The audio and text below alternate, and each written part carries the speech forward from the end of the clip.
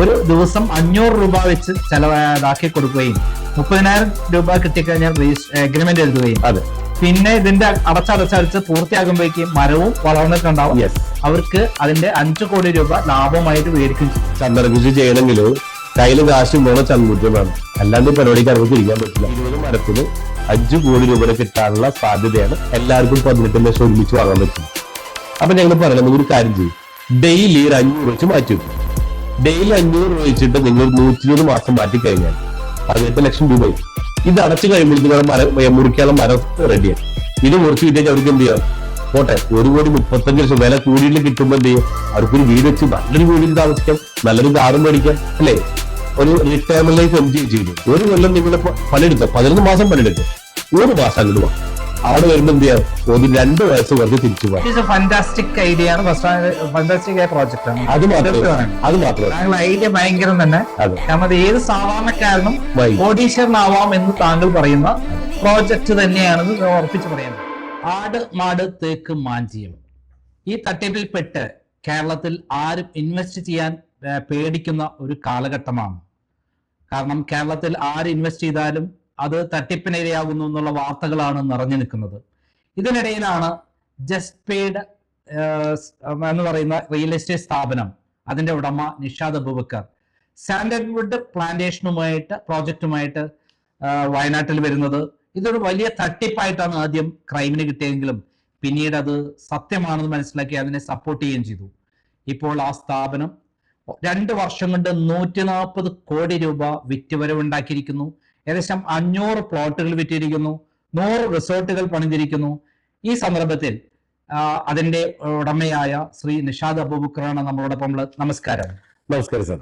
അതായത് വലിയ തട്ടിപ്പുകൾ നടക്കുന്ന കാലഘട്ടത്തിൽ കേരളത്തിൽ ആരും ഇൻവെസ്റ്റ് ചെയ്യാൻ പേടിക്കുന്ന സന്ദർഭത്തിൽ ഞങ്ങൾ പോലും താങ്കളെ ഒരു തട്ടിപ്പുകാരനാണെന്ന് സംശയിച്ച ഘട്ടത്തിൽ താങ്കൾ അതിനെല്ലാം മറികടന്നുകൊണ്ട് ഇന്ന് വലിയൊരു വിജയം ആദ്യഘട്ടത്തിൽ നിന്ന് നേടിയിരിക്കുകയാണ്. ഇതെങ്ങനെയാണ് നേടിയത്? അതിനുള്ള സാഹചര്യങ്ങൾ എന്തൊക്കെയാണ്?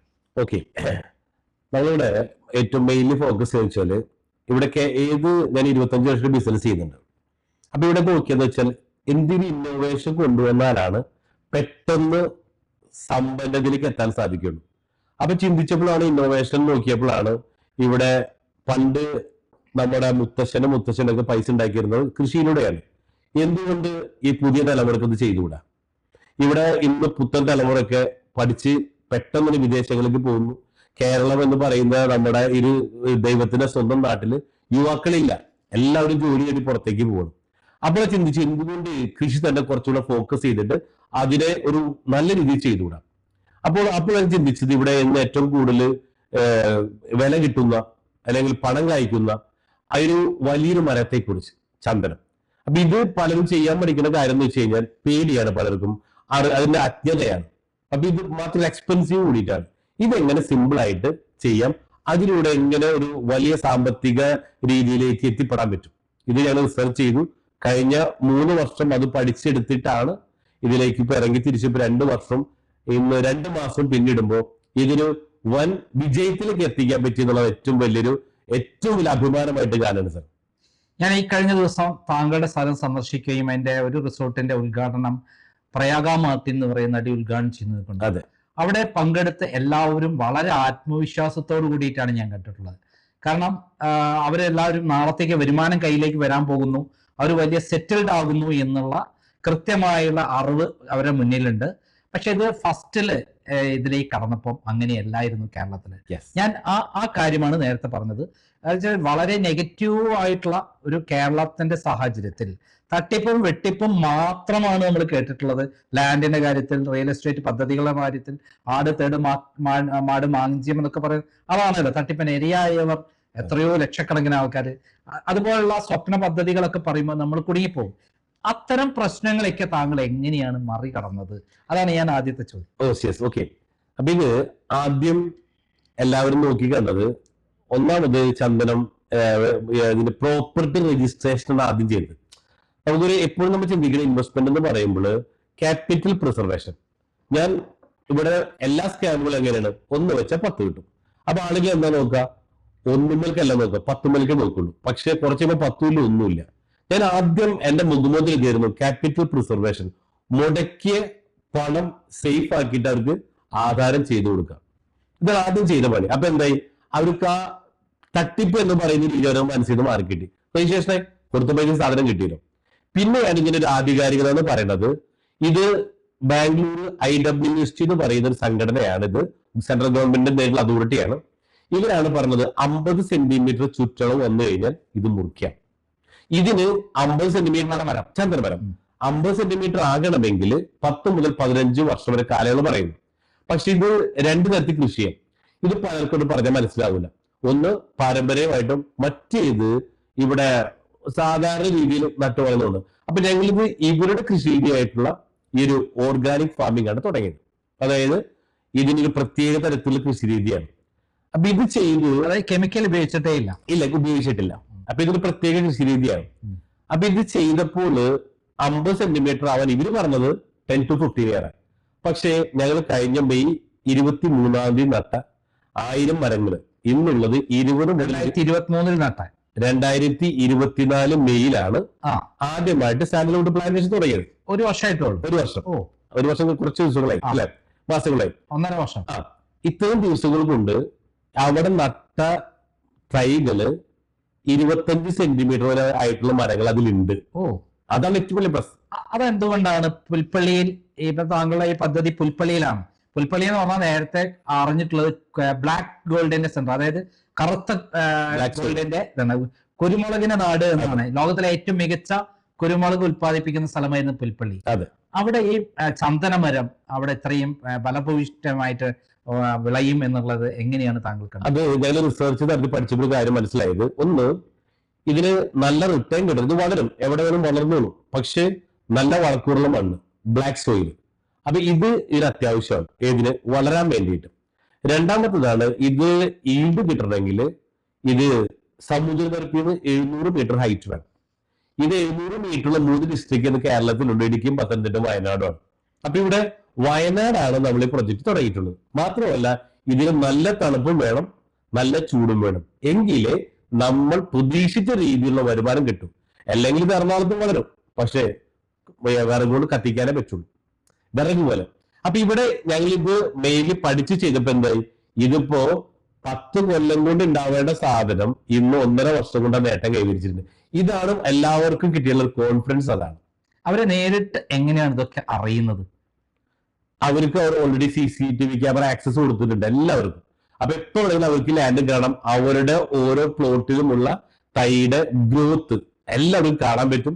പിന്നെ ആക്സസിബിലിറ്റി എപ്പോ വേണമെന്ന് കാണാനും പറ്റും. അതുകൊണ്ട് എല്ലാ പവറും ഞങ്ങൾ കൊടുത്തിട്ടുണ്ട് അവർക്ക്. അപ്പൊ ഞാനത് പറഞ്ഞല്ലോ, ഈ സംഭവം തുടങ്ങുമ്പോഴുള്ള താങ്കളുടെ വിഷമതകൾ അവിടെ എന്തൊക്കെയാണ് നേരിട്ടത്? സൊസൈറ്റി നേരിട്ടെന്ത്, പത്രലോകത്ത് നിന്ന് നേരിട്ടെന്ത്, അങ്ങനെയുള്ള ധാരാളം, പിന്നെ ഒഫീഷ്യൽ ആയിട്ടുള്ള ധാരാളം, അതൊക്കെ എങ്ങനെയാണ് താങ്കൾ തരണം ചെയ്തത്? ഓക്കെ, സാർ പറഞ്ഞ പോലെ തന്നെ ഒരുപാട് പ്രതിസന്ധിയായിരുന്നു. അതായത് പത്രങ്ങളുടെ ഭാഗത്തുനിന്ന്, ഓൺലൈൻ ചാനലിന്റെ എല്ലാം നാട്ടുകാരുടെ ഭാഗത്ത് വരെ പ്രശ്നങ്ങളായിരുന്നു. പക്ഷേ ഈ പ്രശ്നങ്ങളിൽ കേട്ടപ്പോ ഓടിപ്പോകാൻ എളുപ്പമായിരുന്നു. പക്ഷേ അവിടെ ഞാൻ പഠിച്ചെന്ന് വെച്ചാൽ ബിസിനസ് സ്പോർട്സ് ആണ്. ആ സ്പോർട്സ്മാൻ സ്പിരിറ്റോട് കൂടി എടുത്തെങ്കിലും ബിസിനസ് വളരുള്ളൂ, വിജയിക്കുള്ളൂ. അതോടൊപ്പം തന്നെ business like as A boxing എന്നാ പറയുന്നത്. അതായത് കൊള്ളാൻ തയ്യാറായിട്ട് അറിയിക്കൊള്ളണം, പേടിച്ചോടരുത്, എങ്കിലേ കൊടുക്കാൻ പറ്റുള്ളൂ. അപ്പൊ ഇത് പത്രക്കാരുടെ ഭാഗത്തുണ്ടായി, ഇത് മറ്റുള്ള എല്ലാ നാട്ടുകാരുടെ ഭാഗത്തുണ്ടായപ്പോ അവർക്ക് കറക്റ്റ് ചെയ്തിട്ട് നമ്മളത് പറഞ്ഞു കൊടുത്ത് കൺവിൻസ് ചെയ്തിട്ട് അത് നമ്മൾ പ്രൂവ് ചെയ്ത് കാണിച്ചു കൊടുത്തു. ജസ്റ്റ് വെയിറ്റ്, സമയണ്ട എന്ന് പറഞ്ഞ് കാണിച്ചു കൊടുത്തു. ആ കാണിച്ചു കൊടുത്ത് പ്രൂവണായി വന്നപ്പോഴാണ് ഇന്ന് എല്ലാവരും ഏറ്റെടുത്തു. ഇപ്പൊ സാറുടെ കഴിഞ്ഞ പ്രാവശ്യം വന്നപ്പോൾ കണ്ടില്ലേ, അല്ലെ, ആളുകളുടെ മുഖത്തോടെ കോൺഫിഡൻസ് കണ്ടില്ലേ, അത് സക്സസ് ആയൊരു അതിൽ തെളിച്ചാണ് അവരെ കണ്ടി കണ്ടത്. അതായത് താങ്കൾ 1.5 വർഷം കൊണ്ടാണ് ഈ പ്രോജക്റ്റ് ആദ്യഘട്ടം പൂർത്തിയാക്കിയത് എന്നാണ് പറയുന്നത്. അതായത് 2024 മെയ് മാസത്തിലാണ് പ്ലാന്റേഷൻ തുടങ്ങിയത്. 1.5 വർഷം കൊണ്ട് 50 സെന്റിമീറ്റർ വളർന്നു കഴിഞ്ഞാൽ ആ മരം മുറിക്കാം എന്നുള്ള കണ്ടീഷൻ നിൽക്കുമ്പോൾ 25 സെന്റിമീറ്റർ ഇപ്പോഴായി എന്ന് പറയുമ്പോൾ അടുത്ത 2-3 വർഷം കൊണ്ട് തന്നെ 50 സെന്റിമീറ്റർ എത്തും എന്നുള്ളതാണ് താങ്കൾ പറയുന്നത്. ശരി തന്നെയല്ലേ? അപ്പം ഇതിന്റെ അകത്ത് അവിടെ ആ പ്രാദേശികമായിട്ടുള്ള ഇഷ്യൂ ഇപ്പോൾ പരിഹരിക്കപ്പെട്ട് കഴിഞ്ഞു. അതേപോലെ പത്രദൃശ്യ മാധ്യമങ്ങളുടെ ഭാഗത്ത് പരിഹരിക്കപ്പെട്ട് കഴിഞ്ഞു. ഇപ്പൊ വേറെ എവിടുന്നും താങ്കൾക്ക് എതിർപ്പുകളൊന്നുമില്ല? ഇല്ല, അറ്റ് പ്രസന്റ്. അപ്പൊ ഈ ഇത്തരത്തിലുള്ള എതിർപ്പുകളെ നേരിടുന്നതിനുള്ള പ്രധാനപ്പെട്ട അത് പരിഹരിക്കാനുള്ള മാർഗം എന്താണ്? ആക്ച്വലി ഇത് മെയിൻ ആയിട്ട് ഞങ്ങൾ കാണുന്നത് വെച്ചാൽ ഇവിടെ ദൈവം ഓരോരുത്തർക്കും ഒരു നിയോഗങ്ങൾ കൊടുത്തിട്ടുണ്ട്. ഇപ്പൊ നമുക്കറിയാം, ഇപ്പോ ഫ്ലൈറ്റ് കണ്ടുപിടിച്ചത് റൈറ്റ് ബ്രദേഴ്സ് ആണ്. ഇതേപോലെ തന്നെ നമുക്ക് ഇപ്പൊ നമ്മൾ കാണുന്ന ലൈറ്റ്, എഡിസൺ. ദൈവത്തിന് നേരിട്ടൊന്നും ഈ ഭൂമിയിലേക്ക് നടപ്പിലാക്കാനുള്ള കഴിവ് അദ്ദേഹത്തിന് അത് കഴിവില്ല. അത് കഴിവില്ലാണ്ടല്ല, അത് അദ്ദേഹം ഓരോരുത്തരും നിയോഗിക്കുള്ളൂ. അപ്പൊ ഞങ്ങൾ മനസ്സിലാക്കിയത്, ഇവിടെ കേരളത്തിൽ കൃഷിയെ സംരക്ഷിക്കാനും നമ്മുടെ ഭൂമിക്ക് ഊന്നൽ കൊടുത്ത് ഭൂമിനെയും ഒന്ന് പ്രൊട്ടക്ട് ചെയ്യാനും ദൈവത്തിന്റെ സ്വന്തം നാടായിട്ടുള്ള കേരളം അല്ലെ, അത് സംരക്ഷിക്കാൻ വേണ്ടി, ആ ഒരു വലിയ പ്രകൃതിയെ സംരക്ഷിക്കാൻ വേണ്ടി ഞങ്ങൾ ഏൽപ്പിച്ചു എന്നൊരു തോന്നൽ ഞങ്ങൾ കിട്ടി. മാത്രമല്ല, ഇതിലൂടെ ഒരുപാട് പേരെ സമ്പന്നരാക്കാൻ ഞങ്ങളെ നിയോഗിച്ചു എന്നൊരു മെസ്സേജ് ഞങ്ങൾക്ക് തോന്നിയപ്പോൾ അതിന് ഒരുപാട് പ്രതിസന്ധികൾ വരും. അപ്പൊ ഞങ്ങൾ പഠിച്ചതെന്ന് വെച്ചാല്, ഒരു കാര്യം വിജയിക്കാൻ വേണ്ടി പോകുമ്പോൾ പ്രതിസന്ധി എന്ന് വെച്ചാൽ ഇങ്ങനെ പറയും, ദൈവം നമുക്ക് എന്തെങ്കിലും തരാൻ തീരുമാനിച്ചാൽ ഒരിക്കലും അതിന് വർണ്ണക്കടലാസി പൊതി തരില്ല. അത് വലിയ പ്രശ്നങ്ങളുടെ രൂപത്തിൽ, വലിയ പ്രതിസന്ധി രൂപത്തിൽ തരുള്ളൂ. ആ പ്രതിസന്ധികളുടെ രൂപത്തിൽ തരുമ്പോ അതിന് രണ്ട് കൈ നീട്ടി സ്വീകരിക്കാൻ തയ്യാറാവണം. ഞാൻ മനസ്സിലാക്കിയത് താങ്കളുടെ പദ്ധതി സത്യസന്ധമായിരുന്നു, അത് കൊണ്ടാണ് ഇതിന് ഇത്രയധികം സപ്പോർട്ട് കിട്ടിയത്, എല്ലാവരും അംഗീകരിച്ചത് എന്ന് പറയുന്നു. തീർച്ചയായും ശരിയാണോ സാറേ? ഞാൻ ചോദ്യമാണ് യെസ് ഇത് 100% എനിക്ക് ബോധ്യമുണ്ട്. ഇപ്പൊ പറയും, ഒരു പ്രൊഡക്റ്റ് ഇവിടെ മാർക്കറ്റിൽ വിറ്റഴിക്കുമ്പോൾ വിൽക്കുന്ന ആൾക്കാർക്ക് കോൺഫിഡൻസ് വേണം. ഇവിടെ എന്റെ പ്രൊഡക്റ്റ് ഞാൻ തന്നെ മാർക്കറ്റ് ചെയ്ത് ഞാൻ തന്നെ ഹെഡ് തന്നെ വിൽക്കണം. ഓക്കെ, അതിനുവേണ്ടി ഞാൻ യൂട്യൂബ് ചാനൽ തുടങ്ങി, ഇൻസ്റ്റാഗ്രാം ഉണ്ട്, എല്ലാ സോഷ്യൽ മീഡിയ ത്രൂ തന്നെയാണ് ഇത് ചെയ്തത്. അപ്പൊ ആദ്യം തള്ളിപ്പറഞ്ഞ ചാനലുകൾ ഉണ്ടായിരുന്നു, പത്രമാധ്യമങ്ങൾ ഉണ്ടായിരുന്നു. ഇന്ന് അവരെല്ലാം അവാർഡ് മേടിച്ചിട്ട് ഞാൻ ഈ ചേർന്നിരിക്കും. താങ്കളെ കുറിച്ച് ഏറ്റവും അധികം ഇതൊക്കെ വന്നപ്പം ആട് തേട് മാഞ്ചിയമാതിരി എന്ന് പറഞ്ഞിട്ട് മുമ്പ് വലിയ വിവാദങ്ങൾ പുറത്തു കൊണ്ടുവന്നായിരുന്നു മാധ്യമം. മാധ്യമത്തിലായിരുന്നു താങ്കളെ കടന്നാക്രമിച്ചുകൊണ്ട് നീണ്ട പരമ്പര ആരംഭിച്ചത്. ഇപ്പോൾ മാധ്യമത്തിന്റെ എന്താണ് സ്ഥിതി? ഇല്ല, വളരെ നല്ല സപ്പോർട്ടാണ്. അത് അവർക്ക് വേറെ ആരൊക്കെയോ നെഗറ്റീവുകൾ പറഞ്ഞു കൊടുത്തപ്പോൾ അതിനെ കുറിച്ച് പഠിച്ചിരുന്നില്ല. ഇപ്പൊ അവർക്കത് മനസ്സിലായി. കാരണം ഇത് വേണ്ട ഒരു സാധനമാണ്. ഇന്ന് മാധ്യമം പത്രത്തിന്റെ ഭാഗത്ത് വലിയ സപ്പോർട്ടാണ് നമുക്ക് കിട്ടിക്കൊണ്ടിരിക്കുന്നത്. താങ്കൾ ഇത്രമാത്രം വിജയിക്കാനുള്ള ഈ പദ്ധതിയുടെ രഹസ്യങ്ങൾ എന്തൊക്കെയാണെന്ന് പറയാമോ? അതുകൊണ്ട് നേട്ടം എന്തൊക്കെയാണ്, എങ്ങനെയാണ് എന്നുള്ളത് ഓരോരുത്തർ ഇൻവെസ്റ്റ് ചെയ്യുമ്പോൾ നേട്ടങ്ങൾ. അതായത് സാറേ, ഒന്ന്, നമ്മുടെ എന്തൊരു കാര്യം ഏറ്റെടുത്താലും പല തരത്തിലുള്ള പ്രതിസന്ധി വന്നാലും പിന്തിരിയാൻ പാടില്ല. അത് ഡെഡിക്കേറ്റഡ് ആയിട്ട്, കൺസിസ്റ്റന്റ് ആയിട്ട്, റിപ്പീറ്റഡ് ആയിട്ട് ആ കാര്യം ചെയ്തോളണം. അവിടെ പ്രതിസന്ധി വരുമ്പോൾ പിന്തിരിഞ്ഞ് ഓടാൻ പാടില്ല. അപ്പോ ദൈവം നമുക്ക് എന്തെങ്കിലും തരാൻ തീരുമാനിച്ചാൽ അത് നമ്മൾ അത് നേടാൻ അടുത്തെത്തിയതുകൊണ്ട് ദൈവം കുറച്ചുകൂടി നീക്കും. നമ്മൾ വീണ്ടും പരിശ്രമിക്കണം. വീണ്ടും നമ്മൾ അടുത്തെത്തി തോന്നും, വീണ്ടും നീക്കി വെക്കും.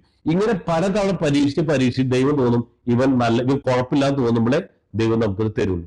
ഇതേപോലെ ഞങ്ങൾ എന്ത് പ്രതിസന്ധി വന്നാലും അതെല്ലാം ഞങ്ങളുടെ ഉറച്ച നിശ്ചയദാർഢ്യമാണ് കേരളത്തിൽ ഈ സാധനം വിജയിപ്പിച്ചിട്ട് അതിന്റെ എന്താ പറയാ വെന്നിക്കുറി പറിച്ചിട്ട് ഞങ്ങളോടൊന്ന് തിരിച്ചു പോക്കുള്ളൂ. താങ്കൾക്ക് ഇങ്ങനെയൊരു ഐഡിയ എങ്ങനെയാണ് കിട്ടിയത്? കാരണം താങ്കൾ, ഞാൻ മനസ്സിലാക്കിയ നേരത്തെ ഒരു റെസ്റ്റോറൻറ്റ് നടത്തിയുള്ള പരിചയം മാത്രമേ ഉള്ളൂ, പിന്നീട് പൂട്ടിപ്പോയി എന്നുള്ളതാണ്. അപ്പൊ അവിടെ അതിനെക്കുറിച്ച് നമുക്ക് സംസാരിക്കാം. താങ്കൾക്ക് എങ്ങനെയാണ് ഇങ്ങനെ ഒരു കൃഷിയുമായി ബന്ധപ്പെട്ട് നിന്നുകൊണ്ട് വലിയ വിജയിക്കാവുന്ന സംരംഭം തുടങ്ങാം എന്ന് എങ്ങനെയാണ് താങ്കൾക്ക് ഐഡിയ? ഓക്കെ സാറേ, ഞാൻ പറഞ്ഞു, കഴിഞ്ഞ വർഷങ്ങളായിട്ട് ഞങ്ങൾ കാറ്ററിംഗ്, ഇവിടെ മാനേജ്മെന്റ്, അതോടെ സൂപ്പർ മാർക്കറ്റുകൾ, ഇ കോമേഴ്സ് അതൊക്കെ ഉണ്ട്.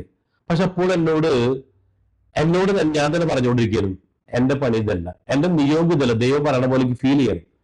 അപ്പോൾ എനിക്ക് തോന്നിയത്, ഇങ്ങനത്തെ ഒരു പ്രൊജക്ട് ഇങ്ങനെ കേട്ടപ്പോ എന്റെ ബ്രദർ എൻ്റെ അടുത്ത് പറയണത്, ഇത് രണ്ടു കഴിഞ്ഞിട്ട് സ്വീകരിക്കാൻ ഇത്രയ്ക്ക് വലിയൊരു സാധ്യത ഇവിടെ ഉണ്ട്, ഒരുപാട് ആളുകളെ സമ്പന്നരാക്കാൻ പറ്റും. പക്ഷെ ഞാൻ നോക്കിയല്ല, ഞാൻ ഇത്ര നാളും ഞാൻ ചെയ്തു, ഞാൻ തന്നെ സമ്പന്നരായി. ഇവിടെ പല വ്യവസായ സ്ഥാപനങ്ങളുണ്ട്. ഈ വ്യവസായ സ്ഥാപനങ്ങളിൽ ജോലി ചെയ്യുന്ന പല ആളുകളും തൊഴിലാളികളാണ്. ഇവർക്ക് ജീവിതത്തിൽ സക്സസ് എന്നൊരു സ്വപ്നങ്ങളിൽ മാത്രമാണ്. പക്ഷെ മുതലാളി മാത്രം സക്സസ് ആവും. ഇതേപോലെ എന്റെ കമ്പനി 360 പേരുണ്ടായിരുന്നു. ഞാൻ അത്യാവശ്യം സക്സസ് ആയ ആ സമയത്ത് സക്സസ് ആയിട്ടുണ്ടായിരുന്നു. പക്ഷേ എന്റെ കൂടുതൽ ഒരാളെ പോലെ വിജയിപ്പിക്കാൻ പറ്റിയില്ല. അതിന്റെ ഒരു കുറവാണ്. അപ്പൊ ഈ കുറവിനെ എങ്ങനെ നികത്താം എന്നൊരു ചിന്തയാണ് ഈ പ്രൊജക്ടിനെ വിജയിപ്പിച്ചേ ഞാൻ അടങ്ങുന്നു എന്ന ചിന്തയിൽ ഇത് തുടങ്ങിയതും. അപ്പോഴാണ് ഈ ചന്ദനം തുടങ്ങിയപ്പോ അതിൽ നെഗറ്റീവ് എന്താണെന്ന് വെച്ചാൽ 10 മുതൽ 15 വർഷം കഴിഞ്ഞാൽ ഇതിന് റവന്യൂ കിട്ടും. അപ്പൊ ചിന്തിച്ചത് എങ്ങനെ ഒരു മന്ത്ലി റവന്യൂ കിട്ടുന്ന രീതിയിൽ ഇതിനെ മാറ്റിയെടുക്കാം. അപ്പൊ ഞങ്ങൾ എന്ത് ചെയ്തു, ഇതേ പ്രൊജക്റ്റിൽ തന്നെ 5 സെന്റില് 20 സാൻഡൽവുഡ് ട്രീസ് എന്നുള്ളത് 4 സെന്റിൽ 16 എണ്ണാക്കിയിട്ട് 1 സെന്റില് ഒരു റിസോർട്ട് കോട്ടേജ് ഞങ്ങൾ തുടങ്ങണം. അപ്പൊ അതും ഒരുപാട് വെൽനെസ്സുമായി കണക്ട് ചെയ്തുകൊണ്ടാണ്. കാരണം ഒരു മനുഷ്യന് ജീവിതത്തിൽ സക്സസ് എന്ന് പറയുമ്പോൾ ഹെൽത്ത്, വെൽത്ത്, ഹാപ്പിനെസ് ഇത് 3 കിട്ടണം. അപ്പൊ ഇതെല്ലാം ഉൾക്കൊള്ളിച്ചുകൊണ്ട് എന്ത് ചെയ്തു? കാരണം ചന്ദനമരം എന്ന് പറയുന്നത് ഒരുപാട് ഔഷധങ്ങളുള്ള സസ്യമാണ്. ഇത് മുറിച്ചു വിറ്റ പൈസയേക്കാൾ ഉപരി നമുക്ക് അതിലേക്ക് തന്നെ പോവാം. അതെ. ഈ സാൻഡൽവുഡിന്റെ എന്തൊക്കെ ഗുണങ്ങളാണ് ഉള്ളത്? ശരിക്കും അതൊന്ന് അറിയാത്ത ധാരാളം പ്രേക്ഷകരുണ്ടാവും. അതെ അതൊന്ന് വരും ഓരോന്നോരോന്നിലേക്ക് പോകാം. യെസ്. ഇനി വരാൻ പോണ കാലം നമ്മ പണ്ട് ഒരു കുപ്പി വെള്ളം കുപ്പിയിലാക്കി വാങ്ങി കുടിക്കുന്നത് പണ്ടത്തെ ആൾക്കാരെ പറയാൻ വിശ്വസിക്കില്ലായിരുന്നു. ഇന്ന് നമ്മൾ കുപ്പിവെള്ളത്തിന് പൈസ കൊടുക്കുന്നില്ലേ? നാളെ വരാൻ പോണത് ഓക്സിജന് പൈസ കൊടുക്കേണ്ട കാലത്തിലേക്ക് വരാൻ വേണ്ടി പോണത്. എന്തുകൊണ്ടാ? മരങ്ങളില്ല ഇവിടെ, അല്ലെ? അപ്പൊ ഈ ചന്ദനമരം എന്ന് പറയുന്നത് ഇന്ന് ഏറ്റവും കൂടുതൽ ഓക്സിജൻ ഉൽപ്പാദിപ്പിക്കുന്ന മരം ആൽമരമായിരുന്നു. അമ്പലത്തിന് മുമ്പിൽ ആൽമരങ്ങൾ കാണാം, അല്ലെ? അപ്പൊ ഈ ആൽമരം എന്ന് പറയുന്നത് ഒരുപാട് ഓക്സിജൻ പ്രൊഡ്യൂസ് ചെയ്യുന്ന ഒരു മരമാണ്. ഈ ആൽമരത്തിന് നെഗറ്റീവ് എന്ന് വെച്ചാൽ പകൽ സമയത്ത് ഓക്സിജനും രാത്രി സമയത്ത് കാർബൺ ഡൈ ഓക്സൈഡും ആണ്. അപ്പൊ രാത്രി സമയത്ത് ആൽമരത്തിന് താഴെ എടുക്കാൻ പാടില്ല, ഇരിക്കാൻ പാടില്ല. പക്ഷേ ചന്ദനമരത്തിന്റെ ഗുണം ആൽമരം പ്രൊഡ്യൂസ് ചെയ്യുന്ന ഓക്സിജന്റെ ഡബിൾ ഓക്സിജൻ പകൽ സമയത്ത് പുറപ്പെടുവിക്കും.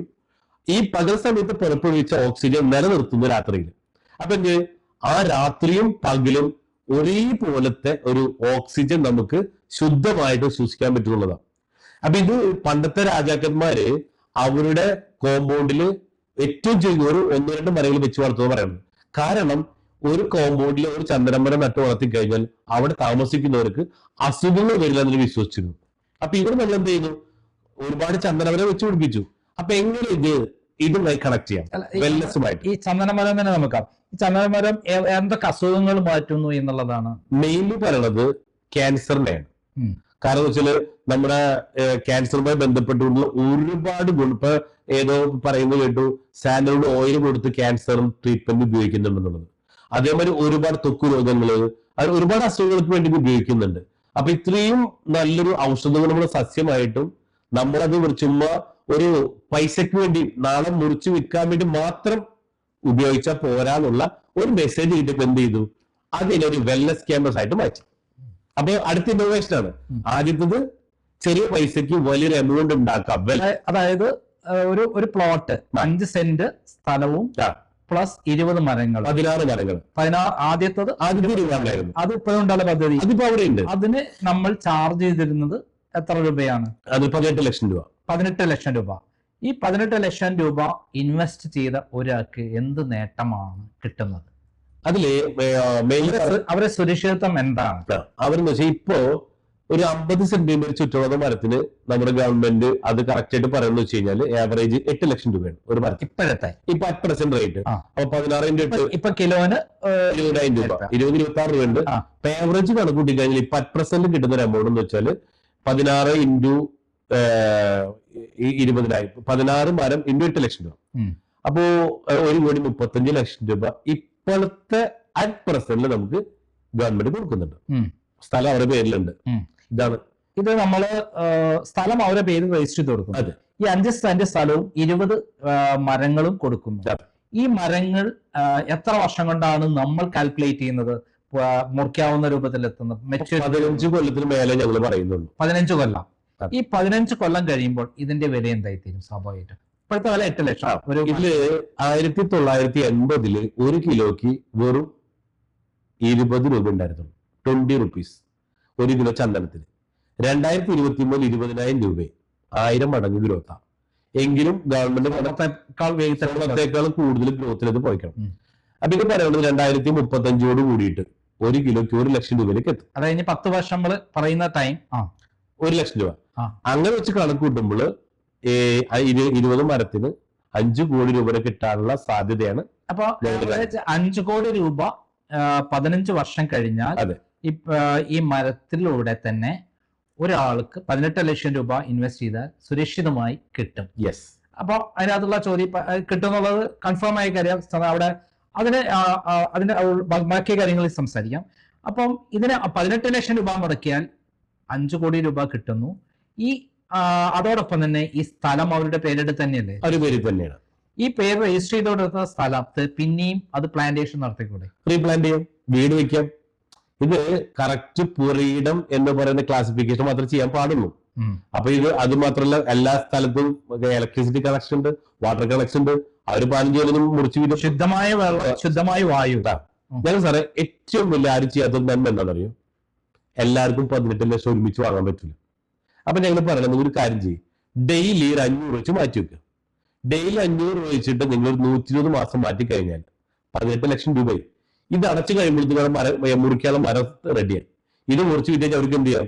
പോട്ടെ, 1,35,00,000 വില കൂടിയിട്ട് കിട്ടുമ്പോൾ എന്ത് ചെയ്യും? അവർക്കൊരു വീട് വെച്ച് നല്ലൊരു വീട് വെച്ച് താമസിക്കാം, നല്ലൊരു കാറും മേടിക്കാം, അല്ലെ? ഒരു റിട്ടയർമെന്റ് ലൈഫ് എൻജോയ് ചെയ്തൂടെ? അതായത് 18 ലക്ഷം രൂപ ഒന്നിച്ചെടുക്കാൻ പറ്റാത്തവർക്ക് എങ്ങനെയാ, ഒന്നും കൂടി വിശദീകരിക്കാമോ? EMI, അതായത് പലിശ ഇല്ലാതെ 500 രൂപ വെച്ച് ഡെയിലി അടച്ച്, അത് മാസം 15,000 രൂപ ഇന്ത്യ 120 മാസം അങ്ങനെ അടച്ചിട്ട് വാങ്ങാനുള്ള സൗകര്യം ചെയ്തു കൊടുത്തിട്ടുണ്ട്. അങ്ങനെ ഒരു സ്കീമും ഡിക്ലെയർ ചെയ്തിട്ടുണ്ട്. ഓ, അത് വലിയ സ്കീമാണ്. കാരണം നമ്മൾ പണം ഇൻവെസ്റ്റ് ചെയ്ത് മുതൽക്ക് തന്നെ, പക്ഷെ അത് നമുക്ക് ഫസ്റ്റ് എത്ര രൂപ കിട്ടി കഴിഞ്ഞാലാണ് അവർക്ക് രജിസ്റ്റർ ചെയ്ത് കൊടുക്കുക? ഫുൾ എമൗണ്ട് കിട്ടിയാൽ രജിസ്റ്റർ ചെയ്ത് കൊടുക്കുള്ളൂ. Full amount. പക്ഷേ നമുക്കറിയാം സാറേ, നമ്മളൊരു സ്ഥലം പ്രോപ്പർട്ടി വാങ്ങുമ്പോൾ കരാർ എഴുതുമല്ലോ. ഇതിലും നമ്മൾ ആദ്യം കരാർ എഴുതി കൊടുക്കും. കരാർ എഴുതും. രണ്ടാമത്തെ EMI വന്ന കരാർ എഴുതി കൊടുത്തിട്ട് നമ്മൾ അവരുടെ പ്രൊസീജിയർ തുടങ്ങും. നമ്മൾ രണ്ടാമത്തെ EMI എന്ന് പറഞ്ഞാൽ 1000 രൂപ, 15 × 2 30,000 രൂപ. 30,000 രൂപ കിട്ടിയാൽ തന്നെ EMI കിട്ടിക്കഴിഞ്ഞാൽ തന്നെ നമ്മൾ എഗ്രിമെന്റ് എഴുതും. എഗ്രിമെന്റ് എഴുതി മൊത്തം പണം വന്നു കഴിഞ്ഞാൽ ഇത് രജിസ്റ്റർ ചെയ്യാൻ തുടങ്ങും. രജിസ്റ്റർ ചെയ്ത് തരും. മാത്രമല്ല, ഈ മരങ്ങൾ ഇവര് കരാറ് തുടങ്ങി അന്ന് മുതൽ പ്ലാന്റേഷൻ തുടങ്ങും. അപ്പൊ ഇവര് ചെടികൾ പൈസ എടുക്കുന്നു, അവിടെ മരം വളരുന്നുണ്ട്. 120 മാസം കഴിയുമ്പോൾ എന്തായി? അവർക്ക് മുറിക്കാൻ രീതിയിലുള്ള മരങ്ങളുടെ സെറ്റ് ആയിട്ടുണ്ടാവും. അപ്പൊ അവർക്ക് അവർ ജീവിതത്തിൽ ചെറിയൊരു എമൗണ്ട് മാറ്റി വെച്ചാൽ എന്തുണ്ട്? അവരുടെ ജീവിതത്തിലെ വലിയ വലിയ സ്വപ്നങ്ങൾ അവർക്ക് നേടിയെടുക്കാൻ സാധിക്കും. ഫാന്റാസ്റ്റിക് ആയ ഐഡിയ ആണല്ലോ. കാരണം മൊത്തത്തിൽ 18 ലക്ഷം രൂപ മുടക്കി ഒരു സ്ഥലം വാങ്ങുന്ന, ഈ പ്ലോട്ട് വാങ്ങുന്നതിന് പകരം ഒരു ദിവസം 500 രൂപ വെച്ച് ചെലവാക്കി കൊടുക്കുകയും 30,000 രൂപ കിട്ടിക്കഴിഞ്ഞാൽ എഗ്രിമെന്റ് എഴുതുകയും പിന്നെ ഇതിന്റെ അടച്ചടച്ചടിച്ച് പൂർത്തിയാകുമ്പോഴേക്കും മരവും വളർന്നിട്ടുണ്ടാവും. അവർക്ക് അതിന്റെ 5 കോടി രൂപ ലാഭമായിട്ട് മേടിക്കുകയും ചെയ്യും. രജിസ്റ്റർ ചെയ്യുന്നു, അപ്പൊ തന്നെ മരം മുറിക്കുകയും ചെയ്യും. It is A fantastic idea ആണ്. ഫാന്റാസ്റ്റിക് ആയ പ്രോജക്റ്റ് ആണ്. താങ്കളുടെ ഐഡിയ ഭയങ്കരം തന്നെ.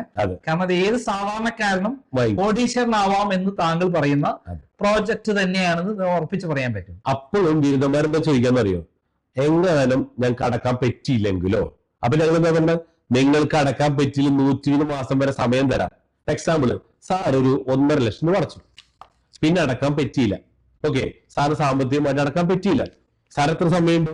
പലിശ ഇല്ലാതെ 120 മാസം സമയം തരുന്നുണ്ട്. എന്നിട്ടും അടക്കാൻ പറ്റിയിട്ടില്ലെങ്കിൽ ഞാൻ ഈ പൈസ റീഫണ്ട് കൊടുക്കണം. തിരിച്ചറിയാം. കരാറുണ്ടവരെ ഈ കരാറ് വാലിഡ് ആയ കരാറാണ്. അതെ, രജിസ്റ്റർ ചെയ്യുന്ന കരാറാണ്. നമ്മൾ സാധാരണ ഭൂമി വിൽപ്പനയ്ക്ക് എന്താണോ, അതായത് പല നിയമപ്രകാരം രജിസ്റ്റർ ചെയ്തിട്ടാണ് കരാറുള്ളത്. അപ്പൊ വാലിഡ് ആയ കരാറാണ്. അതെ. അപ്പൊ ഇതിനകത്തുള്ള ഇത് പറഞ്ഞാല് ഈ പൈസ ഇങ്ങനെ ഘട്ടം ഘട്ടമായി അടച്ച് ഒരു ഇത്ര സമയമാകുമ്പോഴേക്കും അവർക്ക് ഭൂമിയും സ്ഥലവും മരവും കിട്ടുന്നു. ആ കംപ്ലീറ്റ് ആകുമ്പോഴേക്കും 5 കോടി രൂപ അവർക്ക് കൈ കിട്ടുന്നു. ഇനി ഇതിനകത്ത് ഏറ്റവും പ്രധാനപ്പെട്ട ഈ ചന്ദനത്തിന്റെ ആവശ്യകത. കാരണം ഇത് ഇങ്ങനെ മുറിച്ച് കടമാനുണ്ടായി കഴിഞ്ഞാൽ പിന്നെ ഇന്ത്യയിൽ അത് ആവശ്യം വില കുറയില്ലേ? അപ്പൊ ഇത് ഇത്രയും വരുമ്പോൾ ഇന്ത്യയിലെ അല്ലെങ്കിൽ ലോകത്തിലെ അതിന്റെ മാർക്കറ്റ് എന്താണ് സ്ഥിതി? ഇവിടെ ഇന്ത്യ മാർക്കറ്റിൽ 2000 ടൺ ചന്ദനമാണ് ഒരു വർഷത്തിൽ ആവശ്യകത. വേൾഡ് മാർക്കറ്റിൽ 6000 ടൺ ഉണ്ട്. ഞങ്ങളിപ്പോ 1500 ഏക്കറിൽ മൊത്തം തുടങ്ങി എല്ലാം ചെയ്തതിൽ ഒരു കൊല്ലത്തേക്കുള്ള സാധനമേ ഉള്ളൂ. ഒറ്റ വർഷത്തേക്കേ ഉള്ളൂ. അതുകൊണ്ട് ഇതിന്റെ ഡിമാൻഡ് കുറയാനുള്ള ഒരു സാധ്യതയില്ല. ഇനി മറ്റൊരു പ്ലസ് പോയിന്റ്, ഇന്ത്യ ഗവൺമെന്റ് പറയാണ് ഇനി ഞങ്ങൾ എടുക്കില്ല, ഞങ്ങൾക്ക് വേണ്ടാന്ന് പറഞ്ഞാലോ? 1 കിലോ സാൻഡൽവുഡ് ഓയിലിന് ഇന്ത്യൻ റേറ്റ് 5 ലക്ഷം രൂപയാണ് 1 കിലോയ്ക്ക്. ഇത് ദുബായ് മാർക്കറ്റിൽ 25 ലക്ഷം രൂപയായി. ഇത് വേണ്ടാന്ന് പറഞ്ഞാലോ?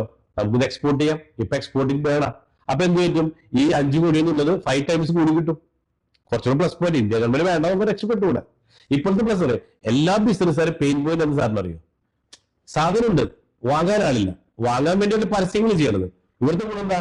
ഇത് വാങ്ങാൻ ആള് റെഡി. ഗവൺമെന്റ് പറയും കൊടുത്താ, നിങ്ങൾ വേണം തുടങ്ങുന്നു തരാനാ പറയണത്. അപ്പൊ അത്രത്തോളം ഡിമാൻഡ് ഉള്ള, അത്രത്തോളം വാങ്ങാൻ റെഡി ആൾക്കാർ നിൽക്കുന്ന ഒരു വലിയ പ്രൊജക്റ്റാണ് സാൻഡൽവുഡ്. അപ്പൊ ഞങ്ങള് ഈ സാൻഡൽവുഡ് തുടങ്ങിയപ്പോ കുഴപ്പമെന്ന് വെച്ചാൽ എന്താണ്? പെട്ടെന്ന് ഇപ്പൊ 65-70 വയസ്സുള്ള ആൾക്കാർ പറയും ഞാൻ അത്രയും ജീവിച്ചിരിക്കില്ല. ആയിക്കോട്ടെ, നിങ്ങൾ എന്ത് ചെയ്തോ? നിങ്ങളുടെ ഹെൽത്തിന് ഇംപ്രൂവ് ചെയ്യാൻ പറ്റുന്ന രീതിയിൽ ഞങ്ങൾ റിസോർട്ട് കൂടെ പണിയും. ഈ റിസോർട്ടിനെ പറ്റി പറയുമ്പോൾ ഞങ്ങൾ അതിന് പേരിട്ടെങ്കിലും നമുക്ക് പാർക്കാൻ ചന്ദനത്തോപ്പുകൾ ഉണ്ടാവും. അപ്പൊ ഇതില് 5 പേരും കൂടി വന്നിട്ടുള്ള sandalwood cave forest. Cave forest, അതായത് ചന്ദനക്കാട്ടിലെ ഗുഹയിൽ താമസിക്കാം. അപ്പൊ ഇതിന്റെ ഗുണം എന്ന് വെച്ച് കഴിഞ്ഞാൽ ഇതിന്റെ ടോപ്പ് സൈഡ്, ഇത് ഫെറോക്രീറ്റ് എന്ന് പറയുന്ന പുതിയ ടെക്നോളജി ഉപയോഗിച്ചിട്ടുള്ളത്. ഇത് 100 കൊല്ലം വരെ ഈട് നിൽക്കാവുന്ന രീതിയിലാണ് ഇത് പണി കിടന്നത്. അപ്പൊ ഇതിന്റെ ഗുണം, ഇതിന്റെ ടോപ്പ് സൈഡ് കംപ്ലീറ്റ് ഗ്രാസ് വെച്ച് കവർ ചെയ്തേക്കാം, top bottom complete mud pack ചെയ്തേക്കാം. സാധനം നമുക്ക് കണ്ടില്ലേ, നട്ടുച്ച 2 മണിക്ക് പോലും അതിനുള്ളിൽ തണുത്തിട്ടിരിക്കാൻ പറ്റില്ല. ഇനി അതേ സമയം നല്ല മഴയുള്ള സമയത്താണെങ്കിലോ അവിടെ നല്ല ചെറിയൊരു ചൂടുണ്ടാവും. ഇതാണ് ഇതിന്റെ പ്രത്യേകത. അപ്പൊ ഇത് ഓക്സിജൻ ആഗിരണം ചെയ്തിട്ട് ആ ഓക്സിജനെ മഡ് പാക്ക് ചെയ്യുന്ന മഡ് ചെയ്യുന്ന കാര്യം എന്ന് വെച്ചാൽ അതിനെ പ്യൂരിഫൈ ചെയ്തിട്ട് നല്ല ഫ്രഷ് ആയിട്ടുള്ള ഓക്സിജൻ നമ്മൾ കിട്ടണം. അപ്പൊ എന്ത് പറ്റും, നമ്മൾ പണ്ട് സ്കൂളിൽ പഠിച്ചിട്ടുണ്ട്, മനുഷ്യന് പഞ്ചമഹാഭൂതങ്ങളാൽ നിർമ്മിതമാണ്. അതായത് ഭൂമി, ആകാശം, വായു, അഗ്നി, ജലം. ഇത് 5 എണ്ണം മനുഷ്യന് കൂടിയേ തീരും. ഇതിന്റെ കുറവുകളാണ് നമുക്ക് അസുഖങ്ങളായിട്ട് വരുന്നത്. ബാലൻസ് തെറ്റുമ്പോഴാണ് ഇതിന്റെ ബാലൻസ് തെറ്റുമ്പോൾ അസുഖങ്ങൾ വരുന്നത്. എങ്ങനെ അസുഖം വരുന്നു? ഈ ബാലൻസ് തെറ്റുമ്പോൾ. ഇന്ന് സാറിന് അറിയാലോ, 30 കൊല്ലം മുമ്പുള്ള ഹോസ്പിറ്റലല്ല ഇന്നുള്ളത്. ഒരു വൻ വ്യവസായമായിട്ട് ഹോസ്പിറ്റൽ മാറി. കാരണം മനുഷ്യൻ ഈ പഞ്ചമഹാഭൂതങ്ങളിൽ നിന്ന് ഡിസ്കണക്ട് ആയിപ്പോയി. കാരണം ഇന്ന് എത്ര പേര് ചെരുപ്പിട്ട് നടക്കുന്നുണ്ട്? കാരണം ഭൂമിയിൽ ഞാൻ തന്നെ ഭൂമിയിൽ ചവിട്ടിന് വർഷങ്ങളായി. അപ്പൊ ഭൂമിയിൽ നമുക്ക് രോഗപ്രതിരോധ ശേഷിയുണ്ട്, അതായത് ഒരു മാഗ്നറ്റിക് പവർ കിട്ടുന്നില്ല. 2, നമുക്ക് വെയിൽ കൊള്ളണം, വിറ്റാമിൻ ഡി, സൂര്യപ്രകാശം. ആര് കൊള്ളുന്നു? വീട്ടിൽ നിന്ന് ഇറങ്ങുന്നു, AC കാറിൽ കയറുന്നു, AC ഓഫീസിൽ, പിന്നെ അവിടെ അത് കൊള്ളാൻ നേരം അവിടെ രോഗപ്രതിരോധ ശേഷിയില്ല, അല്ലെ? പല വിദേശീയ ആളുകളൊക്കെ ഒന്ന് കോവളത്തും ഗോവയിലൊക്കെ വരുന്നുണ്ട്. എന്തിനാ? വിറ്റാമിൻ ഡി കിട്ടാനാ. നമുക്ക് എന്ത് വിറ്റാമിൻ ഡി, അല്ലെ? ഇതേപോലെ വെള്ളം ഒരു ദിവസം ശരാശരി മനുഷ്യൻ 3 ലിറ്റർ മുതൽ 4 ലിറ്റർ വരെ കുടിക്കേണ്ടതുണ്ട്. എത്ര ലിറ്റർ കുടിക്കാറുണ്ട്? ഹോസ്പിറ്റലിൽ ചെല്ലുമ്പോൾ ഡോക്ടർ പറയാം വെള്ളം കുടിക്കാൻ പറയും, അപ്പൊ കുടിക്കും, പിന്നില്ല. അപ്പൊ ഇതൊക്കെ ഞങ്ങൾ ചെയ്യണമെന്ന് വെച്ച് കഴിഞ്ഞാൽ ഈ ചന്ദനത്തോപ്പിൽ താമസിക്കുമ്പോൾ തിരക്ക് പിടിച്ച ഈ മനുഷ്യന്റെ ജീവിതത്തിൽ ഒരു 30 ഡേയ്സ്, ഒരു മാസം അവിടെ താമസിച്ചാൽ അവിടെ ഒന്ന് നമ്മളുടെ റീഫ്രഷ് ചെയ്യാന്ന് പറയും. റീഫ്രഷ് ചെയ്തിട്ട് ഒരു പുതിയ മനുഷ്യനായിട്ട് തിരിച്ചു വരാം. കാരണം അവിടെ ഇത്തരത്തിലുള്ള ഒരു വെൽനസ് ക്യാമ്പസ് ആയിട്ട് ഞങ്ങൾ സെറ്റ് ചെയ്തേക്കണം. മാത്രമല്ല ഇതിന്റെ അകത്ത് തന്നെ വലിയൊരു സ്വിമ്മിംഗ് പൂൾ, സാറ് കണ്ടല്ലോ. ഈ സ്വിമ്മിംഗ് പൂളൊക്കെ അവിടെ നീന്തി കുളിക്കാൻ ഒരാൾ കാണൂല. അതായത് വീടിന്റെ ഉള്ളിൽ താഴ്ചയല്ലേ. ഇപ്പൊ സാറിന് ആഗ്രഹിക്കുന്നില്ലേ ഭാര്യയായിട്ടൊന്ന് നീന്തി കുളിക്കാനായിട്ട്? തീർച്ചയായിട്ടും. അല്ലേ? എന്തുകൊണ്ടാ? ചെന്നെങ്കിൽ നമ്മളെ മാത്രമുള്ള ഏകാന്തതയുള്ള സ്ഥലം, അതേപോലെ അന്തരീക്ഷം അങ്ങനെ ഇരിക്കണം. ബ്യൂട്ടിഫുൾ ആയ അന്തരീക്ഷത്തിൽ ആരും കാണാത്ത നമ്മളെ സ്വകാര്യത മാത്രമുള്ള സ്ഥലം. അതെ, അതാണ് അതിന്റെ പ്രത്യേകത. നമുക്കൊരു ആഗ്രഹമുണ്ട് അല്ലെ, ആ ഭാര്യയായിട്ട് ബിക്കിനെ കിട്ടുന്നത് കുളിക്കുമ്പോൾ കിട്ടുന്ന ഒന്ന് ആലോചിച്ച് ഇതുവരെ പറ്റിയിട്ടുണ്ടാ? അല്ലെ, ജീവിതത്തിൽ നിറവേറാത്തൊരു ആഗ്രഹമല്ലേ ഇത്? നമുക്ക് എല്ലാവരും ആഗ്രഹിക്കുന്ന ഒരു കാര്യമാണ്. എല്ലാ ദമ്പതികളും ആഗ്രഹിക്കുന്ന കാര്യമാണ്. അവരെ സ്വകാര്യ നിമിഷങ്ങൾ ഏറ്റവും മനോഹരമായിരിക്കണം, വളരെ ആനന്ദപൂർണമായിരിക്കണം, എല്ലാവരും ചിന്തിക്കുന്ന. അതെ. അപ്പൊ അത് പ്രായം കുറച്ച് ആ രീതിയിലേക്ക് മനുഷ്യർ, ഇപ്പൊ ഞങ്ങൾ പറയുന്നറിയോ, 1 കൊല്ലം നിങ്ങൾ പണിയെടുത്തോ, 11 മാസം പണിയെടുക്കുക, 1 മാസം അങ്ങോട്ട് പോവാം. അവിടെ വരുമ്പോൾ എന്ത് ചെയ്യാം, 2 വയസ്സ് കുറച്ച് തിരിച്ചു പോകാം.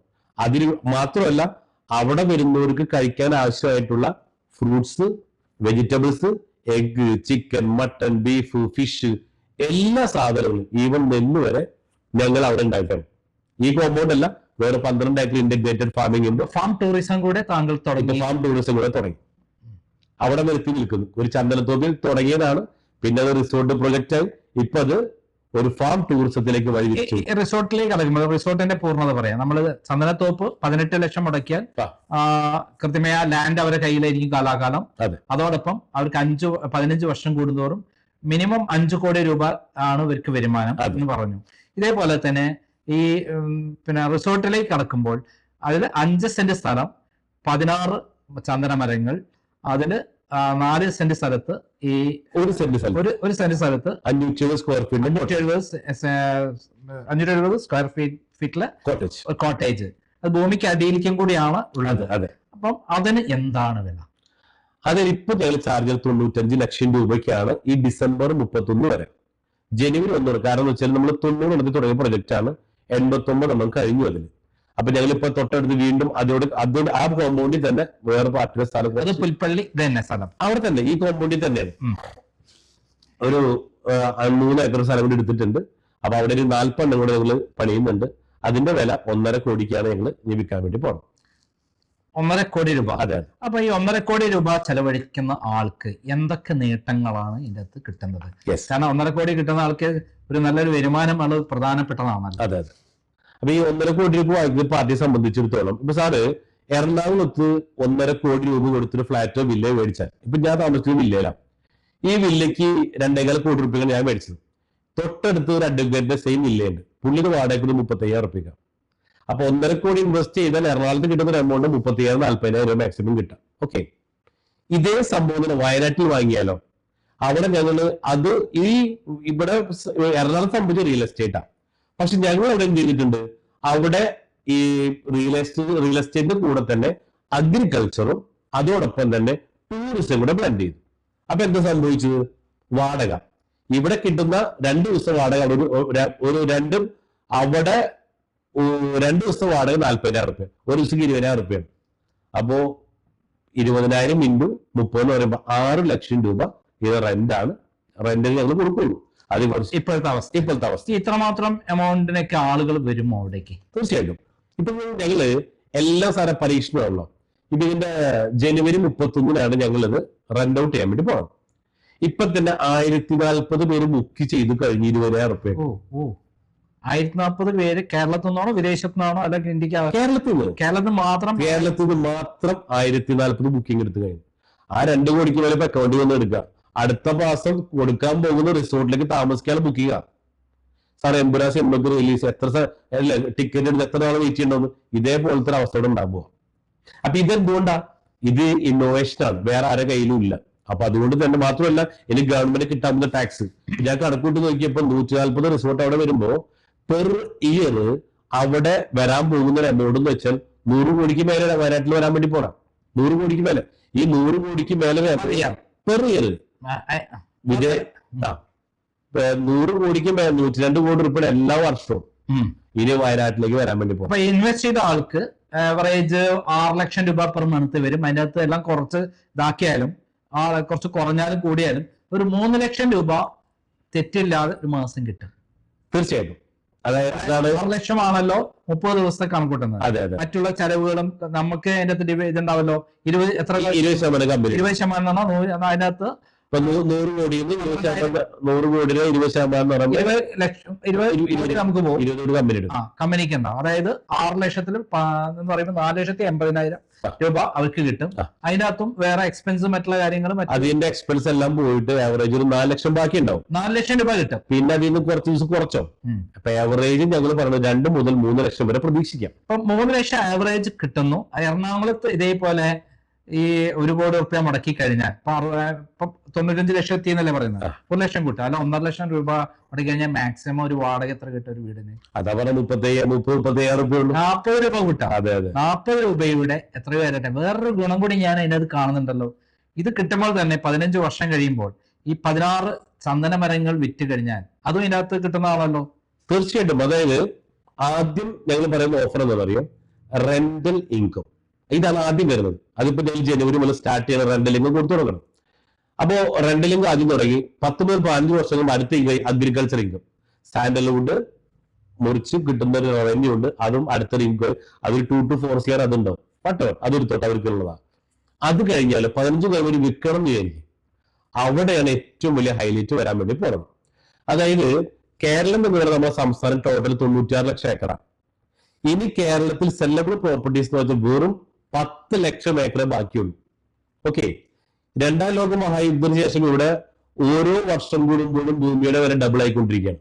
പക്ഷേ അടുത്ത 10 കൊല്ലം കഴിയുമ്പോൾ ഡബിൾ എന്ന് മാറും. റീസൺ ഇപ്പൊ നമ്മൾ വിൽക്കുന്ന സെന്റും അതോടൊപ്പം ഏക്കർ കണക്കിലാണ്.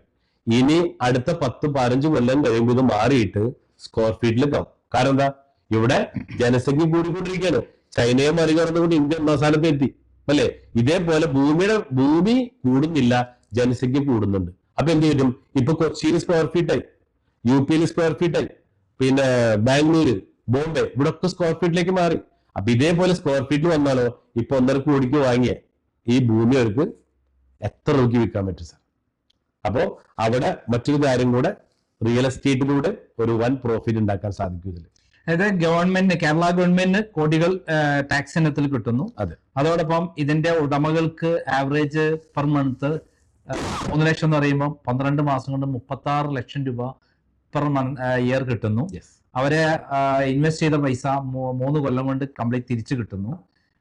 കൂടാതെ അവർക്ക് ആവറേജ് 16 മരങ്ങൾ എന്ന് പറയുമ്പോൾ 3,20,00,000 രൂപ, 3 കോടി രൂപ ആവറേജ് 15 മാസം കൂടുന്നു കിട്ടുന്നു. അതായത് ഏത് കടം മേടിച്ച് ഇൻവെസ്റ്റ് ചെയ്താൽ പോലും അവർക്ക് ജീവിതകാലം മുഴുവൻ കുടുംബത്തെയും പൂർണ്ണമായി സുരക്ഷിതമാക്കുന്ന രൂപത്തിലേത്. അതായത് ഒരു മകളെ കല്യാണം കഴിച്ചുമ്പോൾ സ്ത്രീധനമായിട്ട് ഈ സ്ഥലം കൊണ്ട് ഇങ്ങനെ ഒരു സ്ഥലം മേടിച്ചു കൊടുത്താൽ അവർക്ക് ലൈഫും കൂടെ സെറ്റിൽ ചെയ്ത് കൊടുക്കുകയാണ് താങ്കൾ. തീർച്ചയായിട്ടും ഇവിടെ എത്രയോ പേര് ഒരു കല്യാണങ്ങൾക്ക് ഇവിടെ ഗിഫ്റ്റ് ഒക്കെ ആയിട്ട് കൊടുക്കുന്നുണ്ട്. ഇപ്പൊ 100 രൂപ സ്ത്രീധനം കൊടുക്കും. ഇപ്പോഴത്തെ അവസ്ഥയിൽ എത്ര കോടിക്ക് മേലെ വേണം. അതേ പൈസ ഇവിടെ ഇൻവെസ്റ്റ് ചെയ്ത് അവർക്ക് ജീവിക്കാനുള്ള, അതാ പറഞ്ഞത്, അവർക്ക് ഹെൽത്തിന് ഉപയോഗിക്കാം, മാസത്തിൽ താമസിക്കാം, വെൽത്തിന് ഉപയോഗിക്കാം, അവർക്ക് ഹാപ്പിനെസ് കിട്ടി, നാളെ മക്കൾക്ക് ലെഗസി കൈമാറ്റം ചെയ്യപ്പെടാൻ പറ്റും. അത്തരത്തിൽ അസറ്റായിട്ട് മാറി എന്നുള്ളതാണ്. അപ്പം ഫസ്റ്റില് താങ്കൾ വെറും ഒരു സാൻഡൽവുഡ് പ്ലാന്റേഷൻ അതിന്റെ പ്രോജക്റ്റ് എന്നുള്ള രൂപത്തിൽ തുടങ്ങി. പിന്നെ അത് വലിയ ടൂറിസമായി ഇന്റർനാഷണൽ മാപ്പിൽ അത് ലോകത്തിലെ ഏറ്റവും മനോഹരമായ ഒരു പർദേശയായി മാറും എന്നുള്ളതാണ്. ശരി തന്നെയാണല്ലോ? തീർച്ചയായിട്ടും. മുമ്പൊക്കെ നമ്മൾ ഹവ ബീച്ച് എന്നൊക്കെ കേൾക്കുന്നവരെ ഇത് ഹണിമൂൺ ട്രിപ്പിന് പോകാൻ ആഗ്രഹിക്കുന്ന ദമ്പതികൾക്കൊക്കെ ഇവിടെ വന്ന് അവർക്ക് ദാമ്പത്യം ഫസ്റ്റ് തുടങ്ങാം എന്നുള്ളതാണ്. എന്ത് പറയുന്നു അതിനെ കുറിച്ചിട്ട്? തീർച്ചയായും പച്ചപ്പ് ഉണ്ടല്ലോ, അത് കാണുമ്പോൾ ബ്രെയിനിന് കിട്ടുന്ന ഒരു പോസിറ്റീവ് എനർജി ഉണ്ട്. അതോടൊപ്പം തന്നെ അവിടെ ഒരു 5 മണി കഴിഞ്ഞാൽ വരുന്നൊരു കോടയുണ്ട്. അതെല്ലാം കിട്ടുന്ന ഒരു ഫീല്, മനസ്സിന് കിട്ടുന്ന ഒരു വല്ലാത്തൊരു വേറൊരു ലെവലിലേക്ക് നമ്മൾ കൊണ്ടുപോകും. പിന്നെ രാവിലെ 5 മണി 6 മണി കിട്ടുന്ന ഒരു മോർണിംഗ് വൈബ് ഉണ്ട്. ഇതൊക്കെ നമ്മളിവിടെ കിട്ടില്ല. അതൊക്കെ പൈസ കൊടുത്താൽ കിട്ടുന്ന ഒന്നല്ല. ഈ നമ്മുടെ കേരളത്തിന്റെ ദൈവത്തിന്റെ സ്വന്തം നാട്ടിൽ ഗോഡ്സ് ഓൺ കൺട്രി എന്ന് പറയുന്നത്. അപ്പൊ ഇത് ഒരു ഇന്നോവേഷൻ ആണ്. ഇത് നമ്മൾ ചെയ്ത് നടപ്പിലാക്കാൻ വേണ്ടിയിട്ട് ആദ്യം എന്ത് ചെയ്തു, ചന്ദ്രകുടുംബ തുടങ്ങി, അത് റിസോർട്ട് കൊണ്ട് ഫിറ്റ് ചെയ്തു. ഇപ്പൊ അതിന്റെ കൂടെ ഇന്റഗ്രേറ്റഡ് ഫാമിംഗ് അതും കൂടെ നമ്മൾ ഇതിന് ഉള്ളിൽ കൂടെ ചെയ്തു. മാത്രമല്ല ഇപ്പൊ ഞങ്ങൾ അടുത്ത ദിവസം തറക്കല്ലിടാൻ വേണ്ടി പോണത് സാൻഡൽവുഡ് ഒരു റിസർച്ച് സെന്റർ കൂടെ തുടങ്ങണം. അതെന്താണെന്ന് വെച്ച് കഴിഞ്ഞാൽ ഇപ്പോഴും പലർക്കും ഇതിനെ കുറിച്ച് അറിയില്ല.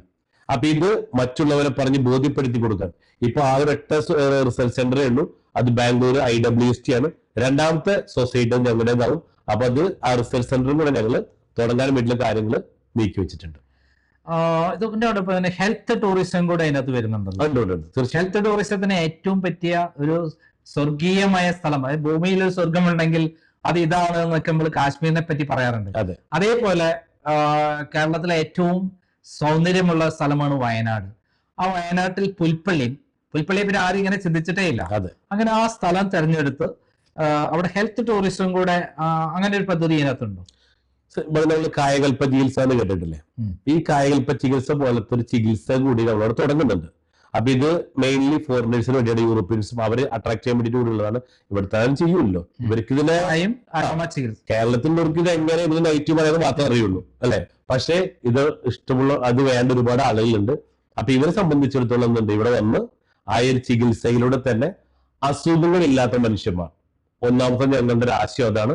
2, പ്രായം കുറയ്ക്കാൻ, മരണത്തെ കുറച്ചുകൂടെ നീട്ടിക്കൊണ്ടുപോവാം അല്ലെ. മരണത്തെ മാറ്റാൻ നമ്മൾ കൊണ്ട് പറ്റുന്ന പരമാവധി നീട്ടി വിളിച്ചു കൊണ്ടുപോകാം. അതിന് അസുഖങ്ങൾ വരാതിരുന്നാൽ മതിയല്ലോ അല്ലെ. അപ്പൊ അത്തരത്തിലുള്ള ഒരു ആയുർവേദിക് ട്രീറ്റ്മെന്റ് കൂടെ ഞങ്ങൾ ഇവിടെ പറയുന്നത് ഒരു വെൽനസ് ക്യാമ്പസ് കൂടിയിട്ടാണ് ഞങ്ങൾ പ്രൊജക്ട് നോക്കി കാണുന്നത്. അതായത് വേൾഡിൽ നിന്ന് ഹണിമൂൺ ആഘോഷിക്കാൻ ഇവിടേക്ക് ആളുകൾ എത്തും എന്നാണ് താങ്കൾ പറയുന്നത്. തീർച്ചയായിട്ടും. ഹണിമൂൺ ട്രിപ്പിന് പോകുന്ന എന്റെ പർദീസയും പറയും. അതിന് എന്തൊക്കെ ഗുണങ്ങൾ ആണെന്ന് താങ്കൾ കാണുന്നത് ഇവിടെ? അവിടെ ഓൾറെഡി നമുക്ക് വിദേശ നാണ്യം നേടിത്തരാൻ വേണ്ടിയിട്ട് വലിയ സംഭവമായിട്ട് കാണാൻ പറ്റും, വിദേശ നാണ്യം. അപ്പൊ ഇവിടെ നമ്മുടെ കേരളത്തിലെ വയനാട്ടിലേക്ക് വരുമ്പോൾ സാറിന് അറിയാം, ചൂരൽമല ദുരന്തത്തിന് ശേഷം വയനാട് ടൂറിസവുമായി ബന്ധപ്പെട്ട് വളരെയധികം ബാക്കിലാണ്. അപ്പൊ ആ വയനാട് ടൂറിസം മേഖലയെ ഒരുപാട് നല്ല രീതിയിൽ ഇമ്പ്രൂവ് ചെയ്യാൻ പറ്റും. അതോടൊപ്പം തന്നെ ഇപ്പൊ ഇവിടെ റിയൽ എസ്റ്റേറ്റ് മേഖല സ്തംഭിച്ചു നിൽക്കുകയാണ്, കൃഷി മേഖലയിലേക്ക് പോയി നിൽക്കുകയാണ്. ഇതിനൊക്കെ ഒരു ഉണർവ് വന്നുകൊണ്ട് കേരളത്തെ ഇപ്പൊ തന്നെ കേരളം ഓൾറെഡി ടൂറിസത്തിന്റെ കാര്യത്തിൽ വൻ മുൻപന്തി തന്നെ നിൽക്കുന്നുണ്ട്. പക്ഷേ മറ്റൊരാൾക്ക് തകർക്കാൻ പറ്റാത്ത രീതിയിലുള്ള ഒരു വൻ ടൂറിസ്റ്റ് കേന്ദ്രമാക്കി നമ്മുടെ കേരളത്തെ മാറ്റാൻ സാധിക്കും. ഇന്റർനാഷണൽ ടൂറിസ്റ്റ് കേന്ദ്രം. ഇന്റർനാഷണൽ ടൂറിസ്റ്റ് കേന്ദ്രമായിട്ട്. ഈ വയനാട് എന്ന് പറയുന്നത് ഇപ്പൊ പേടി സ്വപ്നമല്ല. അതെ അതെ. മുണ്ടക്കൈ ദുരന്തമുണ്ടായ ശേഷം ഒരു മല തന്നെ ഇടിഞ്ഞു പൊളിഞ്ഞ് അങ്ങണ്ട് ഒഴിഞ്ഞു പോയി. ഏകദേശം 100-500 വീടുകൾ ഒലിച്ചു പോയി. ആ കുടുംബം അടക്കം പോയി കഴിഞ്ഞു. അപ്പൊ അങ്ങനെ ആ ഒരു ഭയങ്കര പേടി സ്വപ്നമായ വയനാട്ടിൽ തന്നെ താങ്കൾ ഇങ്ങനെ ഒരു കാര്യം ഇതാവുമ്പോ അത് റിസ്ക് അല്ലേ? നാളെ ഇവിടെ ഒരു പ്രകൃതി ദുരന്തമൊക്കെ പ്രതീക്ഷിക്കാൻ പറ്റില്ലേ? അവിടെയാണ് വയനാടിനെ പറ്റി മനസ്സിലാക്കാത്തൊരു കാര്യം. കാരണം ഇവിടെ ഞാൻ പറഞ്ഞു, ഈ ചന്ദന കൃഷി തുടങ്ങാൻ പറ്റിയിട്ടുള്ള കാലാവസ്ഥ സമുദ്രത്തിന് 700 മീറ്റർ ഹൈറ്റ് വേണം. ഇവിടെ പല റിസോർട്ടുകളും തുടങ്ങിയിട്ട് പലതും പ്രോഫിറ്റബിൾ അല്ല. ഇതിന്റെ കാരണം റിസോർട്ടുകളുടെ റവന്യൂ മാത്രമേ നോക്കുന്നുള്ളൂ. അതിനെ ഒരു ടൂറിസത്തിലേക്ക് കണക്ട് ചെയ്യാനോ അഗ്രികൾച്ചറുമായി കണക്ട് ചെയ്യാനോ ആരും തയ്യാറായിട്ടില്ല. അപ്പൊ ഞങ്ങൾ ശ്രദ്ധിച്ചെന്ന് വെച്ച് കഴിഞ്ഞാല് ഇതിനെ നാളെ എന്തെങ്കിലും തരത്തിൽ റിസോർട്ടിൽ ആൾക്കാർ താമസിക്കാൻ വന്നില്ലെങ്കിൽ ഇവർക്ക് പൈസ മൈനസ് ആവാൻ പാടില്ല. അതിനു വേണ്ടിയിട്ട് ഞങ്ങൾ വയനാട് തിരഞ്ഞെടുക്കാൻ കാരണം. അപ്പൊ ഞങ്ങൾ 3 ജില്ല പ്രിഫർ ചെയ്തിരുന്നു. 1 ഇടുക്കി, 2 പത്തനംതിട്ട, 3 വയനാട്. പക്ഷെ ഇടുക്കിയും പത്തനംതിട്ട 60% കിടക്കുന്ന റെഡ് സോണിലാണ്. ഏത് സമയത്ത് എന്ത് സംഭവിക്കുക കാലാവസ്ഥ. പക്ഷെ വയനാടിനെ സംബന്ധിച്ച് 20% ഏരിയ മാത്രമേ റെഡ് സോൺ ഉള്ളൂ. അതായത് ചൂരൽമല പോലുള്ള കുറച്ച് സ്ഥലങ്ങൾ. ബാക്കിയുള്ള എല്ലാ സ്ഥലവും ഗ്രീൻ സോണിൽ എടുക്കണം. അപ്പൊ ഈ ഗ്രീൻ സോണിൽ എടുക്കുന്ന ഒരു ടേബിൾ ടോപ്പ് പോലെ ഉണ്ട്. ഇപ്പൊ വയനാട് സ്ഥിതി ചെയ്യുന്നത് മെയിനായിട്ട് പറയുന്ന 3 ചുരത്തുമല. 1 കുറ്റാടി ചുരം, 2 താമരശ്ശേരി ചുരം, മറ്റൊന്ന് ആടുകാണി ചുരം. അപ്പൊ ഒരു ടേബിൾ ടോപ്പ് പോലെ ഇതുമായി ഈ ചുരത്തുമല ഈ സംഭവം നിൽക്കുന്നത്. ഇതിന്റെ ടോപ്പിലാണ്, ഏറ്റവും ടോപ്പിലാണ് നമ്മളെ പുൽപ്പള്ളി. ഇതിന്റെ ടോപ്പിലാണ് നമ്മൾ റിസോർട്ട് വരുന്നത്. അപ്പൊ ഇത് ഇടിഞ്ഞു വീഴാൻ മുകളിൽ മലൊന്നുമില്ല. വെള്ളപ്പൊക്കം വേറെ വെള്ളപ്പൊക്കത്തിന് ചാൻസ് ഇല്ല. അപ്പൊ ഇത് നാഷണൽ ഡിസാസ്റ്റർ മാനേജ്മെന്റ് റിപ്പോർട്ട് പ്രകാരം 50 കൊല്ലം മുമ്പ് ഈ 80% മേഖലകളിലും യാതൊരു തരത്തിലുള്ള പ്രകൃതിക്ഷോഭം റിപ്പോർട്ട് ചെയ്യപ്പെട്ടിട്ടില്ല. 2, 50 കൊല്ലത്തിന് ശേഷം വരില്ല റിപ്പോർട്ടും കയ്യിലുണ്ട്. അതുകൊണ്ടാണ് ഞങ്ങളിത് വയനാട് തിരഞ്ഞെടുക്കാൻ കാരണം. പിന്നെ ബ്ലാക്ക് സോയില്, 700 മീറ്റർ ഹൈറ്റ് ഉണ്ട്, ചൂടുണ്ട്, തണുപ്പുണ്ട്. ഈ 4 ഉണ്ടെങ്കിലേ സാൻഡൽവുഡിന് പ്രതീക്ഷിച്ച രീതിയിലുള്ള ഇൻകം കിട്ടൂ. അല്ലാതെ കാണുന്നതെല്ലാം വെറും സ്വപ്നങ്ങളായി മാറും. അതായത് താങ്കൾ പറയുന്ന പ്രകാരമാണെങ്കിൽ ഇപ്പം എത്ര പേര് ഇത് വാങ്ങിക്കഴിഞ്ഞു? ഇപ്പൊ നിയറസ്റ്റ് 400 പേരെ ആളുകൾക്ക് നമുക്ക് വിറ്റ് കഴിഞ്ഞു, പൂർത്തിയാക്കി കഴിഞ്ഞു, രജിസ്റ്റർ ചെയ്ത് കഴിഞ്ഞു. എത്ര പേരാണ് താങ്കൾ ടോട്ടൽ ഉദ്ദേശിക്കുന്നത്? ടോട്ടല് 1400 ഏക്കറിനെ 700 പ്രൊജക്ട് ആക്കി, 2 ഏക്കറിന്റെ 700 പ്രൊജക്ട് ആക്കിയിട്ട് 28,000 5 സെന്റ് ഭൂമികൾ വിറ്റഴിക്കാനുള്ള ലക്ഷ്യത്തോടു കൂടിയിട്ടാണ് വേലാർഗി തിരിച്ചിട്ടുള്ളത്. 28,000 കോടീശ്വരന്മാരെയാണ് താങ്കൾ സൃഷ്ടിക്കുന്നത്. അതെ. മാത്രമല്ല അവരുടെ കുടുംബം സെറ്റിൽ ആവുകയാണ്. അതെ. അവർക്ക് പണം ഇൻവെസ്റ്റ് ചെയ്യുന്നതിന് യാതൊരു ടെൻഷനും ആവശ്യമില്ല. സാറ് പറയുന്നത് ടെൻഷൻ എവിടെയാണ് വെച്ചിട്ടുണ്ടെങ്കിൽ അതിനകത്ത് അപ്പോൾ തന്നെ സ്ഥലം രജിസ്റ്റർ ചെയ്ത് കൊടുക്കുന്നു. പിന്നെ അതിൻ്റെ അകത്ത് ഏറ്റവും നെഗറ്റീവ് വശം എന്ന് പറയുന്നത് അത് ഇങ്ങനെ മേടിച്ച് സാൻഡൽവുഡ് നട്ടുപെടുത്തു. പിന്നെ അവിടേക്ക് അവര് സ്ഥിരമായി അവിടേക്ക് യാത്ര ചെയ്ത് അതിനൊക്കെ ബുദ്ധിമുട്ടുണ്ടേ. അവിടെയാണ് ഏറ്റവും വലിയ ഹൈലൈറ്റ് സാറേ. ഇപ്പോ ഞങ്ങളെ സംബന്ധിച്ചാൽ 25 വർഷത്തെ ഹോസ്പിറ്റാലിറ്റി മാനേജ്മെന്റ് ആണ്. ഞങ്ങളുടെ ശരിക്കും പറഞ്ഞാല് ഏറ്റവും കൂടുതൽ എക്സ്പെർട്ടൈസ് ചെയ്തേക്കുന്നത് അതില്ല. അപ്പൊ അതുകൊണ്ട് അത് നോക്കി വളർത്തി കൊടുക്കുക എന്നുള്ളത് ഞങ്ങളുടെ റെസ്പോൺസിബിലിറ്റിയാണ്. പക്ഷെ അതോടൊപ്പം ഞങ്ങൾ ചെയ്തേക്കുന്നത് വെച്ചാൽ ഓരോ 2 ഏക്കറിൽ 40 ഉടമകൾ ഉണ്ടാവും. ഈ ഉടമകളെ വെച്ചുകൊണ്ട് ഞങ്ങൾ സൊസൈറ്റി രൂപീകരിച്ചിട്ടുണ്ട്. Sandalwood welfare group farming welfare association എന്ന് പറഞ്ഞിട്ടുള്ള ഓരോ സംഘടന ഉണ്ട്. 700 സൊസൈറ്റീസ് ആണ് രൂപീകരിക്കുന്നത്. ഇതിലെല്ലാം 40 ഒന്നിൽ എത്ര പേരുണ്ടാവും? 40 പേര്. അപ്പൊ 40 പേരാണ് സംഘടനയാണ്. അപ്പൊ ഞങ്ങൾ ഇത് ചെയ്ത് ഇവരെ ഏൽപ്പിക്കാൻ. ഇവരാണ് ഇവർ നോക്കി വളർത്തി കൊണ്ടുപോകുന്നത്. Just A supporting company. അപ്പൊ എന്തെങ്കിലും ഗുണം കിട്ടി? നാളെ കമ്പനി ഇല്ലെങ്കിൽ അവരെ സംബന്ധിച്ച് ഒരു സ്കൂളില്ല. കാരണം ഒരു സംഘടനയായി മാറി. ഫാർമേഴ്സ് അസോസിയേഷനെ നോക്കിക്കോളും. സാൻഡൽവുഡ് ഫാർമേഴ്സ് അസോസിയേഷനെ നോക്കിക്കോളും. അതെ അതെ. ഫോർ എക്സാമ്പിൾ ഇവിടെ കുറെ villa project, flat, skyline, confidence ഉണ്ട് സാറേ. ഇത് പണിയുമ്പോ ഓൾറെഡി ബിൽഡറാണ്. പക്ഷെ പണിത് കഴിഞ്ഞാൽ കുറച്ച് കാലത്ത് ബിൽഡർ ഉണ്ടാവുള്ളൂ. പിന്നെ ആരാ നോക്കണേ? അവിടെ ഒരു അസോസിയേഷൻ ഉപയോഗിക്കും. പിന്നെ അവരാണ് സെയിം തന്നെയാണ് ഇവിടെ. പിന്നെ കമ്പനിക്ക് റോളില്ല. എങ്കിലും കമ്പനി എല്ലാ കാര്യത്തിലും അവിടെ ഉണ്ടാവും. അതായത് ഇത് പ്ലാൻ ചെയ്ത് 15 വർഷം കൊണ്ട് ആണല്ലോ പേയ്മെന്റ് ഇടുക. അതുവരെ ഈ വരുന്ന വാങ്ങിയ ആളുകൾക്ക് അവിടേക്ക് സ്ഥിരമായി പോകേണ്ടതുണ്ടോ? അല്ല നിൽക്കുന്ന സ്ഥലത്ത് നിന്നാ മതിയോ? ഒരു കാരണവശാൽ അങ്ങോട്ടേക്ക് പോകണം. ചിലർ പറയേ ഇത് എറണാകുളത്ത് ഇറങ്ങി കുഴപ്പമുണ്ടായിരുന്നില്ല, ഞാൻ വാങ്ങിയത്. വയനാട് പോയത് എനിക്ക് വാങ്ങാൻ പറ്റില്ല. ഞാൻ ഇവിടെ ചോദിക്കുന്ന ചോദ്യം, നിങ്ങളെ മക്കൾ ദുബായി പോകുന്നുണ്ട്, നിങ്ങളെ മക്കൾ ഓസ്ട്രേലിയ പോകണം, എന്തിനാ? കൂടുതൽ പണം ഉണ്ടാക്കാനാ. അപ്പൊ കൂടുതൽ പണം ഉണ്ടാക്കണമെങ്കിൽ അതുള്ള സ്ഥലത്തേക്ക് പോകണം. അപ്പൊ നിങ്ങൾക്ക് ഒരു പ്രാവശ്യം ഒന്ന് വായോ. ഒരു പ്രാവശ്യം വന്ന് കണ്ട് ഇഷ്ടപ്പെട്ട് പിന്നെ പോന്നോ. അത് രജിസ്ട്രേഷൻ കഴിഞ്ഞ ഉടനെ തന്നെ CCTV ക്യാമറ ആക്സസ് ചെയ്യുന്നു. പിന്നെ മൊബൈലില് ഏത് പാതിരാത്രിക്ക് വേണമെങ്കിൽ നിങ്ങൾക്ക് എന്ത് ചെയ്യാം, നിങ്ങളുടെ സ്ഥലം കാണാം. ഇത് മൈക്കുമായിട്ട് കണക്റ്റഡ് ആണ്. നിങ്ങൾക്ക് സംസാരിക്കാം അവിടുത്തെ പണിയെടുക്കുന്ന ജോലിക്കാരായിട്ട്. അത്രത്തോളം നമ്മൾ അവിടെ ആക്സസ് കൊടുത്തിട്ടുണ്ട്. അവിടെ വരണ്ട. അതായത് അവർക്ക് വീട്ടിലിരുന്നു കൊണ്ടോ എവിടെ യാത്ര ചെയ്തുകൊണ്ടോ അവരുടെ ചന്ദനമരങ്ങൾ കൃത്യമായി സംരക്ഷിക്കപ്പെടുന്നുണ്ടെന്നും വളരുന്നുണ്ടെന്നും കൃത്യമായ അറിവ് ഓരോ നിമിഷവും അവർക്ക് മനസ്സിലാക്കാൻ പറ്റും. സെക്കൻഡ് അപ്ഡേഷൻ അവർക്ക് അപ്പപ്പോ ഉണ്ട്. അവിടെ എന്ത് നടന്നാലും എന്തെങ്കിലും സാധാരണ ഈ നമ്മൾ കേട്ടിടത്തോളം ഈ സാൻഡൽവുഡ് മരങ്ങൾ എവിടെയെങ്കിലും ഉണ്ടെങ്കിൽ അത് കള്ളന്മാര് മുറിച്ചു കൊണ്ടുപോകുന്ന കാലഘട്ടമാണ് പലയിടത്തും ഉള്ളത്. ഇപ്പൊ സാറ് ഇപ്പൊ അടുത്തിടെ ഇറങ്ങിയ മറ്റേ പൃഥ്വിരാജിന്റെ സിനിമ ഉണ്ടായിരുന്നു, എന്താണ് വിലായത്ത് ബുദ്ധ. അതില് ഒരു മരത്തിന് 1.5 കോടി രൂപയുടെ വിലയുള്ള മരം അവിടുത്തെ കഥാപാത്രം.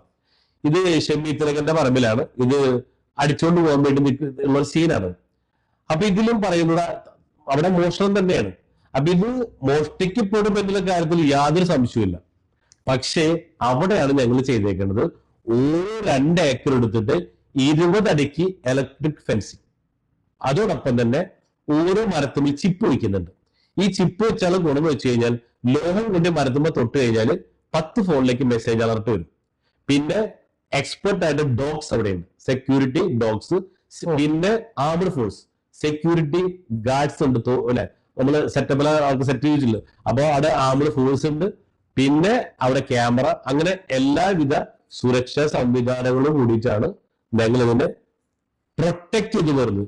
ഇത് ചിലപ്പോൾ നമുക്ക് ജ്വല്ലറി കുത്തിപ്പൊളിക്കാം, അതിനേക്കാൾ സിമ്പിള് അതാ. അത്രത്തോളം പ്രൊട്ടക്ഷനോട് കൊടുത്തിട്ടുള്ളത്. അതായത് ഒരു തട്ടിക്കൊണ്ടുപോകാൻ വരുന്ന ഒരു ഏത് വലിയ വൻസംഘം വന്നത് ഓൺ ദ സ്പോട്ട് പിടികൂടാൻ ടെക്നോളജി ഉപയോഗിച്ചിട്ടുണ്ട്, അതേസമയം മാൻ പവർ ഉപയോഗിച്ചിട്ടുണ്ട്, അതോടൊപ്പം മൃഗങ്ങൾ ഡോഗ്സിനെ ഉപയോഗിച്ചിട്ടുണ്ട് എന്നാണ് താങ്കൾ പറയുന്നത്. അത്രയും സുരക്ഷിതത്വം കൊടുക്കുന്നുണ്ട്. അത് എല്ലാ സംവിധാനങ്ങളും ഇവിടെ ഒരുക്കിയിട്ടുണ്ട്. അതെ സാറാ പറഞ്ഞ, ചന്ദന കൃഷി ചെയ്യണമെങ്കിൽ കയ്യിൽ കാശും വേണം, ചങ്കുറ്റം വേണം. അല്ലാണ്ട് ഈ പരിപാടിക്ക് ഇറങ്ങി തിരിക്കാൻ പറ്റില്ല. അതുകൊണ്ട് കാര്യം ചെയ്യാൻ പറ്റാത്തവര് പലതരത്തിൽ കളിയാക്കും. നമ്മൾ അവർ ചെയ്യട്ടേ അല്ലെ. അപ്പൊ നമ്മൾ എന്താ പറഞ്ഞത്, ആ ചങ്കൂറ്റുടെ നേരത്തെ സാധനത്ത് പറഞ്ഞില്ലേ, ബോക്സിംഗ് ആയിട്ട് തന്നെ കണ്ടു ഇറങ്ങിയേക്കാണ്. കിട്ടുന്ന ഉറപ്പാ, പക്ഷെ കൊടുക്കാൻ തയ്യാറാണ്. അത് കണക്കാക്കി തന്നെയാണ് ഇറങ്ങി തിരിച്ചിട്ടുള്ളൂ. എല്ലാവർക്കും ഉള്ള ഒരു സംശയം എന്താ, അതെ, ഈ ചന്ദനമരം എന്ന് പറയുന്നത് നട്ടു വളർത്തുന്നത് കുറ്റകരമാണ്, അത് മുറിക്കുന്നത് കുറ്റകരമാണ് എന്നൊക്കെയുള്ള ഒരു എല്ലാവർക്കും അങ്ങനെയാണ് അറിയപ്പെടുന്നത്. അതിനെക്കുറിച്ച് ഇതൊക്കെയുള്ള സമയത്ത് താങ്കൾ ഇങ്ങനെ നട്ടു വളർത്താനും ഒക്കെ പഠിപ്പിച്ചിട്ടുള്ള കാര്യം അത് നാളത്തെ കുഴപ്പമായി മാറില്ലേ? ഇത് ചന്ദനമരം ആരെ വീട്ടിൽ നിന്ന് നടാം, ഒരാളും ചോദിക്കില്ല. കഞ്ചാവൊന്നുമല്ലല്ലോ. ഓക്കെ. പിന്നെ ഇത് മുറിക്കാനുള്ള നിയമം ഉണ്ടായിരുന്നില്ല. പക്ഷേ കഴിഞ്ഞ സെപ്റ്റംബറിലാണ് ഇത് നമ്മുടെ wild forest minister Sasi Prasad അദ്ദേഹം ഞങ്ങളുടെ പ്രോഗ്രാമിന് വന്നിട്ട് അനൗൺസ് ചെയ്തു. ഓൾറെഡി ഞാനിത് അടുത്ത ആഴ്ച പ്രഖ്യാപിക്കാൻ ഓണം പ്രോഗ്രാമിൽ ശശീന്ദ്ര സാറാണ് ഉദ്ഘാടനം ചെയ്തേക്കണം. അപ്പൊ അദ്ദേഹം വന്നിട്ട് അന്ന് പറഞ്ഞു, ഒരാഴ്ചക്കുള്ളിൽ ഞാൻ നിങ്ങൾക്ക് ഓർഡർ തരാമെന്ന് പറഞ്ഞു. അതേപോലെ തന്നെ അദ്ദേഹം ഓർഡർ തന്നു. ആർക്ക് വേണമെങ്കിലും സ്വയമേവ നട്ടു വളർത്തുന്ന മരങ്ങൾ ആർക്കും മുറിക്കാം, ഒരു കുഴപ്പമില്ല. പക്ഷേ നിങ്ങൾ പുറത്ത് വിൽക്കരുത്. ചന്ദനം ഇപ്പൊ 2000 ടൺ കേരളത്തിൽ ഇന്ത്യയിൽ ആവശ്യമുണ്ട്. അപ്പൊ നിങ്ങൾ അത് ഞങ്ങൾക്ക് തരണം, പുറത്ത് വിൽക്കാൻ മുറിച്ചോ. അപ്പൊ മുറിക്കാനുള്ള പെർമിഷൻ കൂടെ കിട്ടിയിട്ടുണ്ട്. അതായത് ഗവൺമെന്റ് ഇപ്പോൾ ഔദ്യോഗികമായി പ്രഖ്യാപിച്ചിരിക്കുകയാണ്. അതെ അതെ അതെ. അതായത് ചന്ദനമരം മുറിക്കാം. നേരത്തെ ഗവൺമെന്റ് തന്നെ മുറിക്കണം എന്നുള്ളതായിരുന്നു എന്നാണ് ഞാൻ മനസ്സിലായത്. അതെ അതെ അതെ, അപ്പൊ ആ മരങ്ങൾ ഗവൺമെന്റ് തന്നെ എടുക്കും. അതെ, വേറെ ആർക്കും വിൽക്കാൻ പറ്റില്ല. അതെ, അത് ഇന്ത്യയിൽ ഗവൺമെന്റിന്, കേരള ഗവൺമെന്റ് ആയാലും ഇന്ത്യ ഗവൺമെന്റിന് ആവശ്യമാണ്. അതെ. ഏറ്റവും രസകരമായ കാര്യം, അന്ന് ഇന്ത്യയിലുള്ള ഒരു പ്രധാന പ്രതിഭാസം എന്ന് പറയുന്നത് അമ്പലങ്ങൾ വളരെ ശക്തമായ രൂപത്തിൽ സംരക്ഷിക്കപ്പെടുകയും അതിലേക്ക് ഭക്തന്മാർ കൂടി വരികയും ചെയ്യുന്ന ഒരു കാലഘട്ടത്തിൽ ഈ അമ്പലങ്ങളിലേക്ക് തന്നെ ഈ ചന്ദനം വേണ്ടേ ശരിക്കും? സാറേ, ഈ അമ്പലങ്ങളിൽ നെറ്റിമ ചന്ദനം തൊണ്ട് കിടുന്നൊരു പോസിറ്റീവ് എനർജി ഉണ്ട്. ഇപ്പൊ ഭൂരിഭാഗം അമ്പലങ്ങൾ തുറന്ന ചന്ദനമല്ല, ഡ്യൂപ്ലിക്കേറ്റാ. ഞങ്ങൾ ശ്രദ്ധിക്കുന്നത് ഇത് ചെയ്യുന്നത് ഒറിജിനൽ ആവട്ടെ, അത് നെറ്റി തൊടുമ്പോ കിട്ടുന്ന ഒരു തണുപ്പും ആ ഒരു ഫീലും ഉണ്ട്. അപ്പൊ അത് ഒരു പരിധി വരെ കുറച്ചു പേര് നമുക്കിത് കൊടുക്കാൻ പറ്റും. അങ്ങനത്തെ ഒരു വിശ്വാസം കാത്തു സൂക്ഷിച്ചു കൊടുക്കണേ. അതായത് ഗവൺമെന്റ് ഭാഗത്തു നിന്ന് എല്ലാ സപ്പോർട്ടും താങ്കൾക്ക് കിട്ടിയിട്ടുണ്ട്? തീർച്ചയായിട്ടും. കേരള ഗവൺമെന്റ്, ഇന്ത്യ ഗവൺമെന്റ്, എല്ലാവരുടെ ഭാഗത്തുണ്ട്. ഇപ്പൊ റിയാസ് മിനിസ്റ്റർ അവാർഡ് കിട്ടിയിട്ടുണ്ടായിരുന്നു. പിന്നെ കഴിഞ്ഞ മാസമാണ് ഞങ്ങളെ അബുദാബിയിൽ വെച്ചൊരു ചടങ്ങിൽ മുഖ്യമന്ത്രി ശ്രീ പിണറായി വിജയൻ സാറിന്റെ കയ്യിൽ നിന്ന് കൈരളി അവാർഡ് കൈരളി അവാർഡ് കിട്ടിയിട്ടുണ്ടായിരുന്നു. പിന്നെ മാതൃഭൂമി പത്രത്തിന്റെ അവാർഡ് കൽപ്പറ്റ വെച്ച് കിട്ടിയിട്ടുണ്ടായിരുന്നു. അതോടൊപ്പം തന്നെ മാധ്യമം പത്രത്തിന്റെ അവാർഡ് ഞങ്ങൾക്കൊരു മാധ്യമ പത്രമായിരുന്നല്ലോ താങ്കളെ കൊന്നിരുന്നത്. അതെ അതെ അപ്പൊ അവർ കാര്യങ്ങൾ മനസ്സിലാക്കി പഠിക്കുകയും കിട്ടി. ഒരു മാധ്യമ പത്രം നമുക്ക് വലിയൊരു അവാർഡ് 15,000 പേര് നടക്കുന്ന പ്രോഗ്രാമിൽ വെച്ച് കോഴിക്കോട് ബീച്ചിൽ വെച്ചിട്ട് അവാർഡ് കിട്ടിയത്. അതോടൊപ്പം തന്നെ കേരള കൗമുദിയുടെ ഏറ്റവും നല്ല അവാർഡ് കിട്ടിയിട്ടുണ്ടായിരുന്നു, ദീപിക പത്രം. അപ്പൊ ഇങ്ങനെ ഒരുപാട് ഇന്ത്യ ഗവൺമെന്റിന്റെ ഒരു അവാർഡ്, അത് സെൻട്രൽ ഗവൺമെന്റിന്റെ ഒരു മിനിസ്റ്റർ ഇൻഡെക്സ് 2020 യൂസഫ് അലി പങ്കെടുത്ത യൂസഫ് അലിക്ക് ഉണ്ടായിരുന്നു. പിന്നെ മിനിസ്റ്റർ ചിരാഗ് പാസ്വാൻ, അവർ രണ്ടുപേരും. അമ്മയുടെ ഒരു അവാർഡ് കിട്ടിയിരുന്നില്ല, മോഹൻലാലിന്റെ കയ്യിൽ നിന്ന് അമ്മയുടെ അവാർഡ് കിട്ടിയിട്ടുണ്ടായിരുന്നു. ആത്മയുടെ ഒരു അവാർഡ്, ആത്മയുടെ അവാർഡ് മിനിസ്റ്റർ ഗണേഷ് കുമാറിന്റെ കയ്യിലായിരുന്നു. അതായത് 1.5 വർഷം കൊണ്ട് ഇങ്ങനെ ഒരു പദ്ധതി തുടങ്ങി 140 കോടിയോളം അതിൻ്റെ അകത്ത് ഇൻകം ട്രാൻസാക്ഷൻ ഉണ്ടാക്കി, വരവ് ചെലവ് ഉണ്ടാക്കി. താങ്കൾക്ക് എല്ലാവരും എതിർത്തിരുന്ന ആൾക്കാരൊക്കെ താങ്കൾ തേടി എത്തുന്ന ഒരു കാലഘട്ടമായി മാറി. തീർച്ചയായിട്ടും. മാത്രമല്ല താങ്കൾ ആദരിക്കുന്ന ഒരു കാലഘട്ടത്തിലേക്ക് മാറിയിരിക്കും. മറ്റൊരു കാര്യം കൂടി ഉണ്ടല്ലോ, താങ്കൾ ഒരു സെൻട്രൽ ഗവൺമെന്റ് താങ്കൾക്ക് വലിയൊരു പോസ്റ്റ് തന്നിട്ടുണ്ടല്ലോ. അത് ചിരാഗ് പാസ്വാൻ അവിടെ വന്നപ്പോഴാണ് കുറച്ചും കൂടെ ഡീപ്പായിട്ട് കാര്യങ്ങൾ ഈ സ്ഥലത്ത് വന്നു. ഇവിടെ അങ്കമാലിയിലായിരുന്നു. അപ്പൊ അതിനുശേഷമാണ് സെൻട്രൽ ഗവൺമെന്റ് തന്നെ ട്രേഡ് കമ്മീഷണർ എന്ന പോസ്റ്റും കൂടെ എനിക്ക് കിട്ടിയിട്ടുള്ളത്. അതായത് ഒഫീഷ്യലായ പോസ്റ്റ്. അതിന്റെ പ്രത്യേകത എന്താണ് ട്രേഡ് കമ്മീഷണറിന്റെ? അതിവിടെ ഒരുപാട് സെൻട്രൽ ഗവൺമെന്റിന്റെ ഒരുപാട് സാമ്പത്തികമായിട്ടുള്ള ഫണ്ടുകൾ ഇവിടെ ചെറുകിട ബിസിനസ്സുകാർക്ക് കൊടുക്കാനൊക്കെ ആയിട്ടുള്ള ഒരുപാട് സ്കീമുകളുണ്ട്. പക്ഷെ ഇത് വേണ്ടത്ര രീതിയിൽ നടപ്പിലാക്കുന്നില്ല. അപ്പൊ അതിനു വേണ്ടിയുള്ള പുതിയൊരു ഇങ്ങനെയാണ് NIRDC എന്ന് പറയുന്ന സംഘടന ത്രൂ വഴിയാണ് ഇതിലേക്ക് നിയമിതനായിട്ടുള്ളത്. അതായത് താങ്കൾ വർഷം കൊണ്ട് അത്ഭുത മനുഷ്യനായി മാറിയിരിക്കുന്നു. അതായത് വളരെ സാഹസികമായി ഒരിക്കലും ചിന്തിക്കാൻ പറ്റാത്ത വലിയൊരു പ്രോജക്റ്റ്, അതിന്റെ ഫസ്റ്റ് ഘട്ടം പല പ്രതിസന്ധികളെയും തരണം ചെയ്തുകൊണ്ട് താങ്കൾ നേട്ടം കൈവരിച്ചിരിക്കുന്നു എന്നുള്ളതാണ് അതിന്റെ ഏറ്റവും പ്രധാനം. സാർ, അതില് മെയിനായിട്ട് നമ്മൾ പഠിക്കേണ്ട കാര്യം എന്ന് അറിയാം, നമ്മുടെ എല്ലാവരും ബ്രെയിനിലും 4 മസിൽസ് ഉണ്ടെന്നാ പറയാം. ഈ മസിലിന്റെ പേര് തിങ്കിങ് മസിൽ എന്നാ പറയാം. എല്ലാവരുടെ ബ്രെയിനിലും ഉണ്ട്. അപ്പൊ ഇതില് ഈ തിങ്കിങ് മസിൽ ഒന്നാമത്തത് ഓപ്പറേഷൻ മസിൽ എന്ന് പറയും. ഈ ഓപ്പറേഷൻ മസിൽ എന്ന് വെച്ചാൽ ദൈനംദിന കാര്യങ്ങൾ ചെയ്യുന്ന പോലത്തെ എല്ലാവരും ഭംഗിയായിട്ട് ചെയ്യുന്നു. രണ്ടാമത്തെ മസിൽ റിലേഷൻഷിപ്പ് മസിൽ എന്ന് പറയാം. ചെയ്യുന്ന കാര്യങ്ങൾ ബന്ധങ്ങൾ ഉപയോഗിച്ച് നല്ല ഇതെല്ലാവരും ചെയ്യുന്നു. ഇപ്പൊ സാറ് ചെയ്യുന്ന കാര്യം എന്നും ചെയ്യുന്നുണ്ട്, അതേപോലെ ബന്ധങ്ങളുണ്ട്, അത് രണ്ടിനും ഓക്കെയാണ്. പക്ഷെ മൂന്നാമത്തെ ഒരു മസിലുണ്ട്, ഇന്നോവേഷൻ മസിൽ. അതായത് പുതിയത് ചെയ്യാൻ വേണ്ടി ചിന്തിച്ചിട്ട് അതിനു വേണ്ടി ഇറങ്ങിത്തിരിക്കാൻ വേണ്ടി നമ്മളെ ചിന്തിപ്പിക്കുന്ന ആ ഒരു മസിൽ. ഇത് മിക്ക ആൾക്കാരും പ്രവർത്തിക്കുന്നില്ല. ഓക്കെ, അപ്പൊ ഞങ്ങൾ എന്ത് ചെയ്തു, ആ ഒരു തിങ്കിങ് മസില് ഇങ്ങനെ മൂന്നാമത്തെ ഇന്നോവേഷൻ മസില് പറയാണ് പുതിയത്. ഈ പുതിയത് ചെയ്ത ഗുണം തന്നെ പറയും സാറേ. ഇപ്പൊ നമുക്ക് ഓപ്പറേഷൻസ് മസിലും അതോടൊപ്പം തന്നെ നമ്മുടെ റിലേഷൻഷിപ്പ് മസിലും പ്രവർത്തിച്ചാൽ ഗ്രോത്ത് ഉണ്ടാവും, ചെറിയൊരു ഗ്രോത്ത്. അതേസമയം മൂന്നാമത്തെ മസിലായിട്ടുള്ള ഇന്നോവേഷൻ മസിലും നാലാമത്തെ മസില ലീഡർഷിപ്പ് മസിലും, ഇത് രണ്ടും കൂടി ചേരുമ്പോൾ എക്സ്പോണൻഷ്യൽ ഗ്രോത്ത് എന്ന് പറയും. അതായത് നമ്മളെ പ്രതീക്ഷിക്കാൻ പറ്റാത്ത ഗ്രോത്ത് ഉണ്ടാവും. പക്ഷെ അവിടെ ധൈര്യത്തോടു കൂടി ചങ്കുറ്റത്തോട് നിൽക്കണമെന്ന് മാത്രമേ ഉള്ളൂ. പ്രതിസന്ധിയിൽ വരും അല്ലെ. ഇപ്പൊ സാറിന് അറിയാം, കഴിഞ്ഞ സാറിന്റെ ഒക്കെ ഇന്റർവ്യൂവിന് താഴെ ഒരുപാട് പേര് കമന്റ് ഇടുന്നുണ്ട്. കമന്റ് ഇട്ടവർ ഇപ്പോഴും കമന്റ് ഇട്ടുകൊണ്ടേയിരിക്കുന്നു. പക്ഷേ ഇത് വാങ്ങിയവരോ ലാഭം കൊയ്തുകൊണ്ടേയിരിക്കുന്നു. ഇപ്പൊ എന്റെ റിസോർട്ടിലേക്ക് എല്ലാവർക്കും 95 ലക്ഷം എടുത്ത് മേടിക്കാനുള്ള സാമ്പത്തിക അത്രയും വെള്ളം കഴിവില്ലാത്തവരുണ്ട്. അപ്പൊ ഞങ്ങൾ എന്ത് ചെയ്തു, നിങ്ങൾ എന്ത് ചെയ്തു, 1 ലക്ഷം അതിന് ഗുണിതം കൊടുത്ത് പാർട്ട്ണർ ആയിക്കോ ഈ റിസോർട്ടിന്റെ കാര്യത്തിൽ. അതെ, ഇപ്പൊ സാറിന്റെ കയ്യിൽ ഇപ്പൊ 95 ലക്ഷം ഇല്ല, റിസോർട്ട് മേടിക്കാൻ പറ്റുമല്ലോ. അപ്പൊ ഞങ്ങൾ സാറ് കാര്യം ചെയ്യും, സാറിന് 94 പേര് സെറ്റാക്കും. ഓക്കെ, എന്നിട്ട് എന്ത് ചെയ്യും, 95 പേരെ പേരിൽ പ്രോപ്പർട്ടി രജിസ്റ്റർ ചെയ്തു.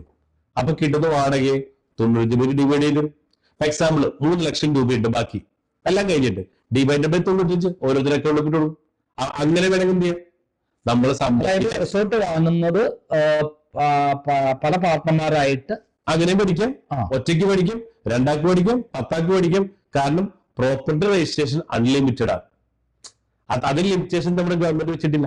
എത്ര പേരുടെ വേണമെങ്കിലും പേരിലേക്ക് രജിസ്റ്റർ ചെയ്യാൻ പറ്റും. അതെ, എത്ര. അപ്പൊ വരുമാനവും കൃത്യമായിട്ട് അതിലേക്ക് പോകും. അതിനുള്ള എല്ലാ സംവിധാനങ്ങളും നമുക്കുണ്ട്, നല്ല സംവിധാനമുണ്ട്. അപ്പൊ ഇവിടെ സാറേ, ഇവിടുത്തെ നമ്മുടെ ജനങ്ങൾക്ക് അറിയാത്ത 3 കാര്യങ്ങളാണ്. മിക്ക ആൾക്കാരും പ്രശ്നം എന്ന് വെച്ചാൽ, ഒന്നാമത്തെ മിക്ക ആൾക്കാർ പ്രശ്നം എന്ന് വെച്ച് കഴിഞ്ഞാല് പണം വരുന്നുണ്ട് കയ്യിലേക്ക്, പക്ഷേ ആ പണം നമ്മുടെ കയ്യിൽ നിൽക്കുന്നില്ല, ചെലവായി പോകുന്നു. ഇതാണ് ഇവിടെയുള്ള ഏറ്റവും കൂടുതൽ ആൾക്കാർ അനുഭവിക്കുന്ന പ്രശ്നമാണ്. സാറിനില്ല പ്രശ്നം? എത്ര സാർ ഈ ആയുസിന്റെ ഇടയിൽ എത്ര കോടി രൂപ ഉണ്ടാക്കി? ഇപ്പൊ എത്ര കയ്യിലുണ്ട്? അല്ലെ, എവിടെ പോയി? വന്ന പണം നമ്മുടെ കൂടെ നിൽക്കുന്നില്ല.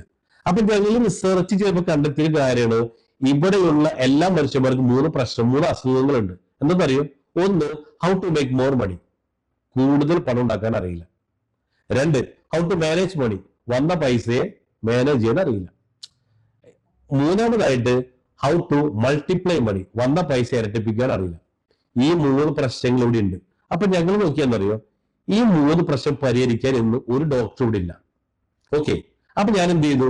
ആ കാര്യത്തില് ഡോക്ടറേറ്റ് എടുത്തു. എങ്ങനെ പൈസയെ സുരക്ഷിതമായ രീതിയിൽ ഇൻവെസ്റ്റ് ചെയ്തിട്ട് അതിനെ ഇരട്ടിപ്പിക്കാം. അപ്പൊ എന്ത് ചെയ്തു? ഞാനും ഡോക്ടറാ, പക്ഷെ എന്താണ്, അസുഖം വന്നിട്ട് ചികിത്സിക്കുന്ന ഡോക്ടറല്ല, അസുഖം വരാതിരിക്കാൻ വേണ്ടി ചികിത്സിക്കുന്ന ഡോക്ടറാണ്. കാരണം എന്താ, നമുക്ക് എങ്ങനെ അസുഖങ്ങൾ വരണേ? കൂടുതലായിട്ടും ടെൻഷൻ വരുമ്പോഴാ, അല്ലെ? ഡോക്ടർ ചോദിച്ചു, നെഞ്ചുവരാ, ടെൻഷൻ ഉണ്ടോ? ടെൻഷൻ കുറയ്ക്കാൻ പോലും. എങ്ങനെ കുറക്കണേ? പൈസ വേണ്ട സാറേ, അല്ലെ? അപ്പൊ ഈ പൈസ എങ്ങനെ? അപ്പൊ അതിൽ ഞങ്ങൾ പറയുന്നത് മണി തിയറി ഉണ്ട്. മേക്ക് മണി, ഇൻവെസ്റ്റ് മണി, സ്പെൻഡ് മണി. ഈ 3 കാര്യങ്ങളാണ്. ഇതിനെല്ലാവർക്കും എന്തറിയാം? പൈസ ഉണ്ടാക്കാൻ അറിയാം, ചെലവാക്കാൻ അറിയാം, അല്ലെ? എത്ര പൈസ? കുറച്ച് പൈസ ഉണ്ടാക്കാൻ അറിയാം, അത് ചെലവാക്കാൻ അറിയാം. ഇതിന്റെ ഇടയിൽ ഒരു സാധനമുണ്ട്, ഇൻവെസ്റ്റ്മെന്റ്. ഇവിടെ പറയണത്, നമ്മൾ ഉണ്ടാക്കുന്ന പൈസ ചെലവാക്കാനുള്ളതല്ല. ഇപ്പൊ നമ്മൾ എല്ലാ മാസം ജോലിക്ക് വേണ്ടി പൈസ ഉണ്ടാക്കുന്നു, ഇത് ചെലവാക്കരുത്. ഇതെന്ത് ചെയ്യണം? ഈ പൈസ ഇൻവെസ്റ്റ് ചെയ്തിട്ട് അതിൽ നിന്ന് കിട്ടുന്ന പ്രോഫിറ്റ് വേണം ചെലവാക്കാൻ. അപ്പൊ എന്ത് പറ്റും? നമ്മൾ ഉണ്ടാക്കുന്ന പൈസ ബാക്കി. ഇപ്പൊ എക്സാമ്പിൾ പറയട്ടെ, സാറിന് എല്ലാ മാസം 25,000 രൂപ ചെലവുണ്ട്. ഓക്കെ, സാറ് 25,000 രൂപ ഉണ്ടാക്കുന്നുണ്ട്, ചെലവ് എത്രയുണ്ട്? 25,000. വരവ് ചില ഈക്വലായിട്ട് പോവാ. അതേസമയം സാറിന് എവിടെ നിന്നെങ്കിലും 10 ലക്ഷം രൂപ ഞങ്ങൾ റിസോർട്ടിലേക്ക് ഒന്ന് ഇൻവെസ്റ്റ് ചെയ്യും. ഏറ്റവും ചെറിയ 2.5% അതിന് സാറിന് പ്രോഫിറ്റ് കിട്ടും. ഈ 2.5% പ്രോഫിറ്റ് കൂട്ടിയാൽ 5 കൊല്ലം കൊണ്ട് സാറിന്റെ ഇൻവെസ്റ്റ്മെന്റ് 5,11 ലക്ഷം രൂപയായി. ക്ലിയർ ആയോ? സാർ ഉണ്ടാക്കുന്ന പൈസ ബാക്കി വരികയും ചെയ്യും. അപ്പൊ സാറിന്റെ ഇൻവെസ്റ്റ്മെന്റ് ആ 10 ലക്ഷം രൂപ 5 കോടിയിട്ട് മാറുകയും ചെയ്യും. റെഗുലർ ആയിട്ട് ഒരു 2 ലക്ഷം രൂപ എല്ലാ മാസം പ്രോഫിറ്റ് കിട്ടാവുന്ന രീതിയിൽ അതിനെ മാറ്റിയെടുക്കാൻ സാധിക്കും. എന്താണെന്നറിയോ, സാർ ഇപ്പൊ 45 വയസ്സാണെന്ന് കൂട്ടും. 15 വയസ്സ് 60ാമത്തെ വയസ്സിൽ ചിലപ്പോൾ നമുക്ക് ആരോഗ്യം ഉണ്ടാവണമെന്നില്ല, ചിലപ്പോൾ നമുക്ക് ഇതേപോലെ ചുറുചുറുക്ക് ഉണ്ടാവണമെന്നില്ല, ആ വരുമാനം ഉണ്ടാവണമെന്നില്ല, അസുഖങ്ങൾ കൂടുകയും ചെയ്യും. അപ്പൊ ആ സമയത്ത് നമ്മൾ ആരും നോക്കൂ സാർ? ക്ലിയർ? ഇപ്പൊ ആരോഗ്യത്തിന്റെ വരുമാനമുണ്ട്, പക്ഷേ ഈ ആരോഗ്യം ഇല്ലാത്ത സമയത്ത് നമ്മൾ ആരും നോക്കും? അതിനാണ് നമ്മൾ പണ്ട് ടീച്ചർമാർ പഠിപ്പിച്ചത്, സമ്പത്ത് കാലത്ത് തൈപത്ത് വെച്ചാൽ ആപത്ത് കാലത്ത് കാപത്ത് തിന്നാൻ. ടീച്ചർമാർ പഠിപ്പിച്ചപ്പോ ഒരു കാര്യം പഠിപ്പിക്കാൻ മറന്നുപോയി. ഈ സമ്പത്ത് കാലത്ത് തൈപത്ത് വെക്കുക, തൈ 10 ഏതാ നമ്മുടെ ടീച്ചർ പറഞ്ഞില്ല. അപ്പൊ ഞങ്ങൾ ഒറ്റ കാര്യം ചെയ്യുന്നുള്ളൂ, ഈ തൈ 10 എന്നുള്ളത് ഞങ്ങൾ 20 ഉണ്ടാക്കി, അല്ലെ? തൈ ഏതാ? ഇന്ന് ഏറ്റവും കൂടുതൽ പണം കിട്ടുന്ന ചന്ദനത്തൈ. ഇത് കണ്ടുപിടിച്ച് ഞങ്ങൾ അങ്ങോട്ട് സമർപ്പിച്ചു. ഇത്ര കാര്യം ചെയ്ത് തെറ്റാണോ സാർ അത്? അല്ലെ? ഇപ്പൊ ഇത് പറയുമ്പോ ചിലർ ചോദിക്കും, ഞാൻ കഞ്ചാവ് എന്നുള്ള കൃഷി ചന്ദനല്ലേ? അല്ല, കഞ്ചാവാണോ ചെയ്തത്? അല്ലല്ലോ, കഞ്ചാവിന് വിഷമുണ്ട്. അതെ. അപ്പോ ഇത്തരത്തില് ആളുകൾക്ക് ഇപ്പൊ സാറേ ഇന്ന് കേരളത്തിലെ മറ്റൊരു ഏറ്റവും വലിയ ബിസിനസ്സാണ് വൃദ്ധസദനം. ഓക്കെ, എന്തുകൊണ്ടാ? നമ്മളൊക്കെ ധാരണ മക്കള് 60 വയസ്സ് കഴിയുമ്പോ നമ്മളെ മക്കള് നോക്കൂ സാറേ. കാരണം മക്കളെ പറഞ്ഞിട്ട് കാര്യമില്ല, കാലഘട്ടം മാറി തോന്നുന്നു. രണ്ടാമത്തത്, ഇവർ കല്യാണം കഴിക്കുമ്പോഴും ഇവർക്ക് ഓൾറെഡി മക്കളുണ്ടാവും, അല്ലെ? ഭാര്യയായി, പ്രശ്നങ്ങളായി, നമുക്കുള്ള പ്രശ്നം അവർക്ക് ഉണ്ടാവൂലേ? പിന്നെ അവരെ പ്രയോറിറ്റി അച്ഛനമ്മയല്ല, അവരെ ഫാമിലിയാണ്. അപ്പൊ എന്ത് വേണം? നമ്മളിപ്പോ സാറിന് സ്വന്തം ഒരാളേ ഉള്ളൂ, സാറിന്റെ ഭാര്യ. അതിനപ്പുറത്തേക്കില്ല. മക്കള് എന്തെങ്കിലും കിട്ടി, ഒരു പ്രതീക്ഷയും വേണ്ട. പക്ഷേ നമ്മൾ ഉണ്ടാക്കുന്ന സമ്പാദ്യം, അതാണ് നമ്മളെ നാളെ നമുക്ക്, അല്ലെ? ഒരൊറ്റ ജീവിതമല്ലേ ഉള്ളൂ. അത് സുഖമായിട്ട് ഇവിടെ ജീവിച്ച് ആസ്വദിച്ച് ജീവിക്കണമെങ്കിൽ നമ്മുടെ കയ്യിൽ പണം വേണം, സമ്പത്ത് വേണം. അപ്പൊ ഞങ്ങൾ എല്ലാവരും പറയുന്ന ചോദ്യമാണ്, സാറേ, what is money, what is wealth? ഇത് രണ്ടും രണ്ടാ, അല്ലെ? എന്താ പണം? പണം എന്ന് പറയുന്ന സാധനം നമ്മൾ മറ്റൊരാൾക്ക് സർവീസോ ഉൽപ്പന്നമോ കൊടുത്താൽ തിരികെ കിട്ടുന്ന ഉപോൽപ്പന്നത്തിന്റെ പേരാ പണം. സമ്പത്ത് എന്താ? നമ്മള് പണം ഉപയോഗിച്ച് വാങ്ങുന്ന അസലിന്റെ പേരാണ് സമ്പത്ത്. അപ്പൊ സമ്പത്ത് എന്തിനാ? ആരോഗ്യമില്ലാത്തപ്പോ ജീവിക്കണമെങ്കിൽ സമ്പത്ത് വേണം. ആരോഗ്യമുള്ളപ്പോ നമുക്ക് എന്ത് കിട്ടും? പണം കിട്ടും. ആരോഗ്യമില്ലാത്തപ്പോഴോ നമുക്ക് ജീവിക്കുന്നത് സമ്പത്ത് വേണം. ക്ലിയർ ആയോ? ഇത് രണ്ടും രണ്ടാണ്. ഇത് മിക്കവർക്കും അറിയില്ല. ആരോഗ്യമുള്ളപ്പോൾ നമ്മൾ സമയവും എനർജിയും കൊടുത്താലേ പണം കിട്ടും. ആരോഗ്യം ഇല്ലാത്തപ്പോഴോ ആ ഉണ്ടാക്കിയ പണം സമ്പത്താക്കി മാറ്റി കഴിഞ്ഞാൽ ആ സമ്പത്ത് നമ്മളെ നോക്കിക്കോളും. ഈ ഒരു മെസ്സേജാണ് ഞങ്ങൾക്ക് ഇവിടെ എല്ലാവരും കൊടുക്കാനുള്ളത്. അതായത് താങ്കൾ ഒരു ഫിലോസഫറായി മാറിയിരിക്കുന്നു. വലിയ MBA എടുത്ത അല്ലെങ്കിൽ അതിന്റെ ഏറ്റവും അങ്ങേത്തലത്തിൽ പഠിച്ച് ബിസിനസ് മാനേജ്മെന്റ് എല്ലാ വശങ്ങളും അറിഞ്ഞിരിക്കുന്നു. പിന്നെ കുടുംബ ജീവിതത്തെ പറ്റി ചിന്തിക്കുന്നു, പ്രകൃതിയെ പറ്റി ചിന്തിക്കുന്നു, പിന്നെ ആരോഗ്യം സംരക്ഷിക്കാനുള്ള ഓർഗാനിക് കൃഷിയെ കുറിച്ച് ചിന്തിക്കുന്നു. എല്ലാ തലത്തിലും ഒരു വ്യത്യസ്തനായ ഒരു മനുഷ്യനായി മാറിയിരിക്കുന്നു. താങ്കൾ എല്ലാവർക്കും മാതൃകയായി മാറിയതെന്നുള്ള അവാർഡിൽ തെരഞ്ഞു പറഞ്ഞത്. 1.5 വർഷം കൊണ്ട് താങ്കൾ ഇങ്ങനെയൊക്കെ ആവണമെങ്കിൽ താങ്കൾ ആരായിരുന്നു ശരിക്കും? ആരാണ് താങ്കൾ? 1997 എന്റെ കരിയർ ഞാൻ ബിൽഡ് ചെയ്യണത്. 1997 17 വയസ്സുള്ളപ്പോഴാണ് ഫാദറിന്റെ റെസ്റ്റോറന്റിൽ ഒരു വെയിറ്റർ ആയിട്ട് ദിവസം 50 രൂപയായിരുന്നു എനിക്ക് കൂലി, 1500 രൂപ മാസം. പക്ഷെ അന്നാണ് ബേസിക്സ് ഓഫ് മണി, പൈസയെ കുറിച്ചുള്ള ബേസിക് മനസ്സിൽ 50 രൂപ അന്ന് കൈ കിട്ടുമ്പോൾ കിട്ടുന്ന അനുഭൂതി ഉണ്ട് സാറേ. ആ ഈ അനുഭൂതി വല്ലാത്ത അനുഭൂതിയായിരുന്നു 17ാമത്തെ വയസ്സ്. സ്വന്തമായി കയ്യിൽ പൈസ കിട്ടാന്ന് പറയുന്നത്, അതെ, സ്വന്തമായിട്ട് നമ്മള് സ്വന്തം കാലിൽ നിൽക്കുക എന്ന് പറയുന്നത്. അതെ. അപ്പോ പക്ഷെ അവിടെ 2.5 വർഷം ഫാദറിന്റെ റെസ്റ്റോറന്റിൽ ജോലി ചെയ്തപ്പോ ചില സാങ്കേതിക കാരണങ്ങൾ കല്യാണം കഴിക്കേണ്ടി വന്നു. ഫാദറിന് 19.5. അത് കാരണം ഫാദറിന് ഒരു അറ്റാക്ക് വന്നു. നിങ്ങൾ അല്ലാണ്ട് ആൺകുട്ടികളാണ്, അപ്പൊ എന്നോട് പറഞ്ഞു നീ കല്യാണം കഴിക്കുക, അങ്ങനെ പറഞ്ഞ് അങ്ങനെ സംഭവിച്ചത്.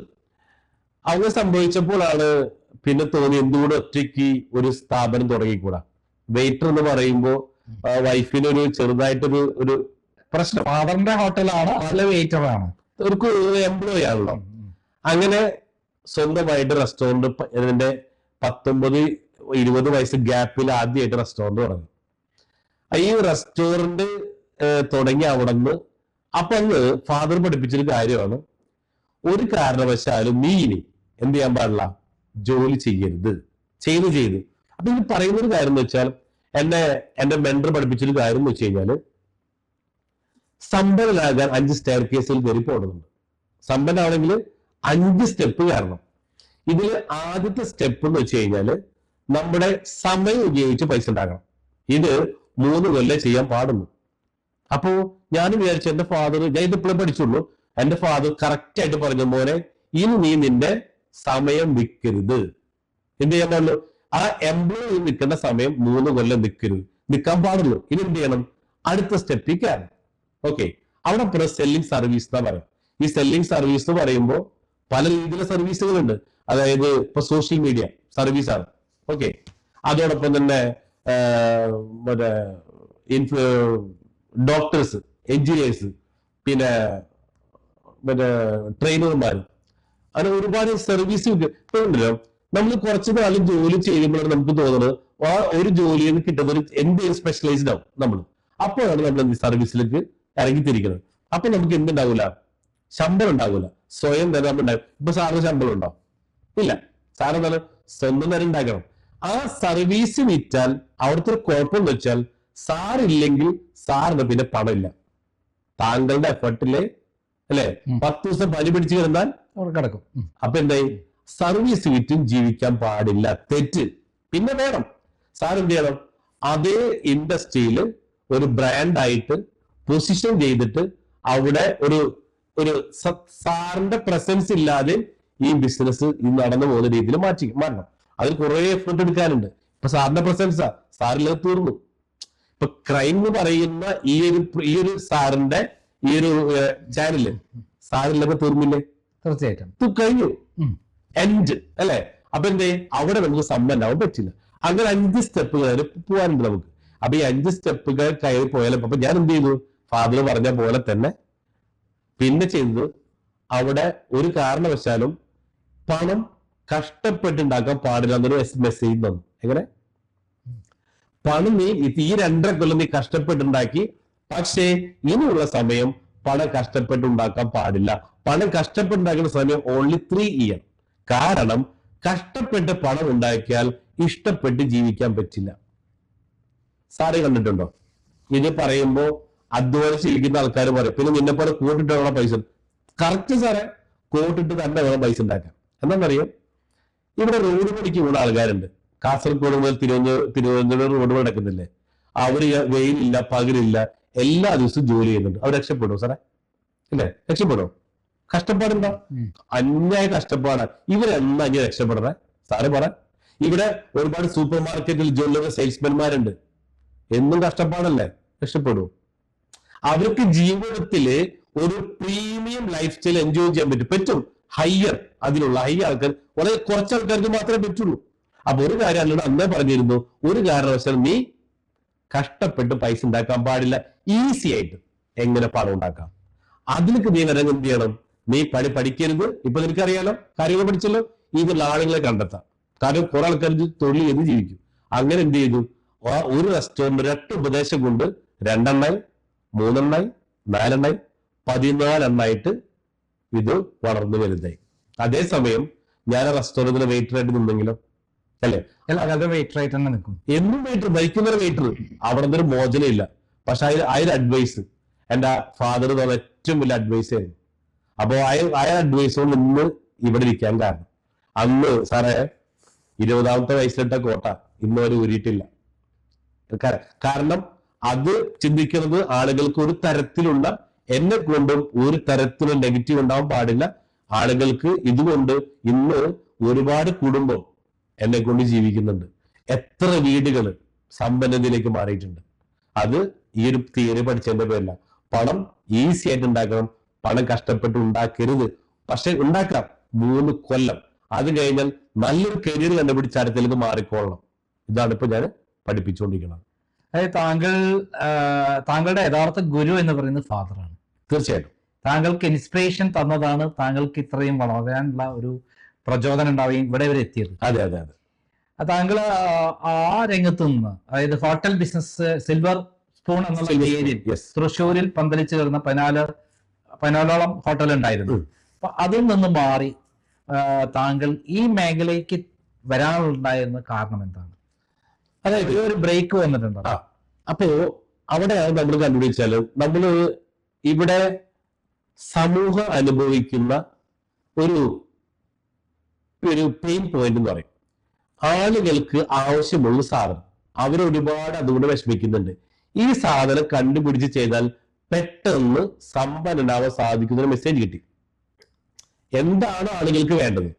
ഞാൻ നോക്കിയപ്പോ റെസ്റ്റോറന്റ് എല്ലാവരും ചെയ്യുന്നുണ്ട്, കാറ്ററിംഗും എല്ലാവരും ചെയ്യുന്നുണ്ട്, ഈവന്റ് മാനേജ്മെന്റ് എല്ലാവരും ചെയ്യുന്നുണ്ട്, സൂപ്പർ മാർക്കറ്റും എല്ലാവരും ചെയ്യുന്നുണ്ട്, ഇ കൊമേഴ്സും എല്ലാവരും ചെയ്യുന്നുണ്ട്.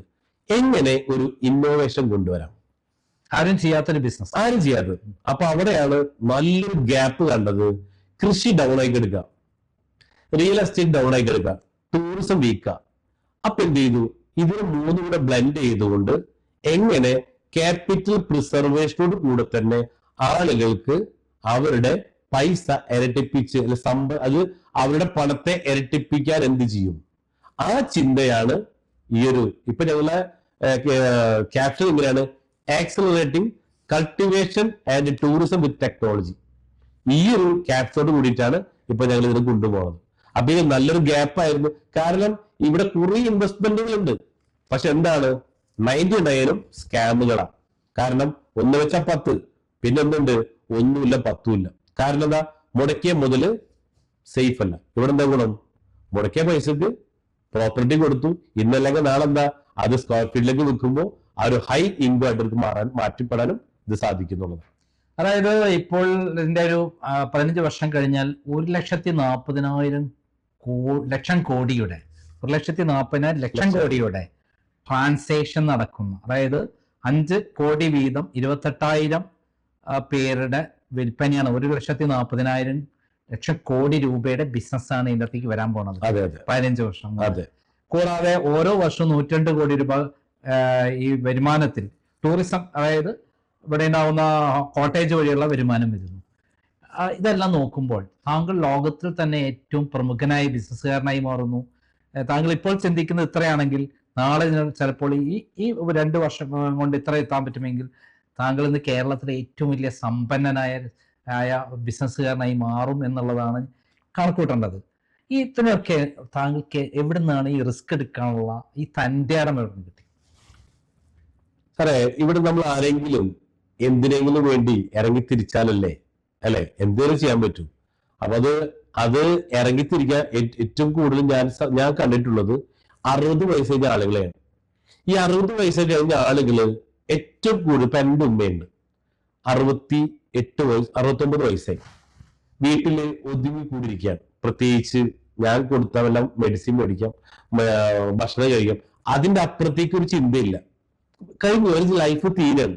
അപ്പൊ ഞാൻ ആലോചിച്ചത് എങ്ങനെ ഇത് മെയിൻറ്റെയിൻ ചെയ്തുകൊണ്ട്. ഇപ്പൊ എന്റെ ഫാദർ ഹാർട്ട് അറ്റാക്ക് വന്ന് മരിച്ചതാണ്, ബിസിനസ് ചെയ്ത് ടെൻഷനായിട്ടാണ്. അപ്പോ ഇതിലൊക്കെ ഒരു പരിധി വരെ എങ്ങനെ ഒരു വ്യത്യാസം കൊണ്ടുവരാൻ പറ്റും? എന്റെ ഉമ്മയ്ക്ക് അല്ലെങ്കിൽ എനിക്ക് പറ്റിയ ആ ഒരു വലിയ ദുരന്തം ഇനി മറ്റുള്ളവരുടെ ജീവിതത്തിൽ ഉണ്ടാവരുത്. ചെറുപ്പത്തിലെ തന്നെ ഒരു ഇൻവെസ്റ്റ്മെന്റിനെ കുറിച്ച് ബോധ്യപ്പെടുത്തി കൊടുത്ത് അവർക്ക് വേണ്ട കാര്യങ്ങൾ പറഞ്ഞു കൊടുക്കാം. കാരണം നമ്മൾക്ക് പറഞ്ഞു കൊടുത്ത് അറിവ് കൊടുക്കാന്ന് പറയുന്ന ചാരിറ്റി അല്ലേ സാറേ, അത് പറഞ്ഞു കൊടുക്കാന്നുള്ളതാണ് എൻ്റെ ഒരു നിയോഗമായിട്ട് ഞാൻ കാണുന്നത്. അപ്പൊ ഇത് എല്ലാവർക്കും ഒന്ന് ഉപകാരപ്രദമായ രീതിയിൽ പറഞ്ഞു കൊടുക്കുക. അതിനു വേണ്ടിയിട്ട് പ്രതിസന്ധികൾ വരുമ്പോൾ എന്തുണ്ട്, തരണം ചെയ്യാം. ഇതെല്ലാവർക്കും പറഞ്ഞാൽ മനസ്സിലാവില്ല. അപ്പൊ അത് മനസ്സിലാവുന്നവരെ പറഞ്ഞ് ബോധ്യപ്പെടുത്തി കൊടുക്കുക എന്നുള്ള ഒരൊറ്റ ലക്ഷ്യത്തോടു കൂടി തന്നെയാണ് ഇതുമായിട്ട് ഞാൻ മുന്നോട്ടേക്ക് പോയിക്കൊണ്ടിരിക്കുന്നത്. എന്തായാലും ഒരു അത്ഭുത മനുഷ്യന്റെ മുന്നിലാണ് നമ്മൾ ഇരിക്കുന്നത്. ഇന്ന് അദ്ദേഹം വളർന്നു വരുന്ന വഴികൾ നോക്കിക്കഴിഞ്ഞാൽ നമ്മൾ ചിന്തിക്കുന്നതിൽ അപ്പുറം വലിയ വളർച്ചയിലേക്കാണ് അദ്ദേഹം പോകുന്നത്. കേരളത്തിലല്ല, ഇന്ത്യയിലല്ല, ലോകത്തിൽ മുഴുവൻ അറിയപ്പെടാൻ സാധ്യതയുള്ള, അതേപോലെ സമ്പന്നനാകാൻ സാധ്യതയുള്ള ഒരു വലിയ മനുഷ്യൻ. അദ്ദേഹം വലിയ തത്വചിന്തകനായി മാറിയിരിക്കുന്നു. അതോടൊപ്പം തന്നെ പ്രാക്ടിക്കൽ ആയിട്ടുള്ള ബിസിനസ് മാനേജ്മെന്റ് അറിയാം, അതേപോലെ മനുഷ്യനെ കുറിച്ച് അറിയാം, അതേപോലെ നന്മ ചെയ്തുകൊണ്ട് 10-28,000 പേരെ കോടീശ്വരന്മാരാക്കുന്നു. അങ്ങനെയുള്ള നിഷാദ് അബൂബക്കർ എന്ന് പറയുന്ന ഈ വ്യക്തിക്ക് എല്ലാ തരത്തിലും ഭാവുകം നേരുന്നു. നന്ദി, നമസ്കാരം.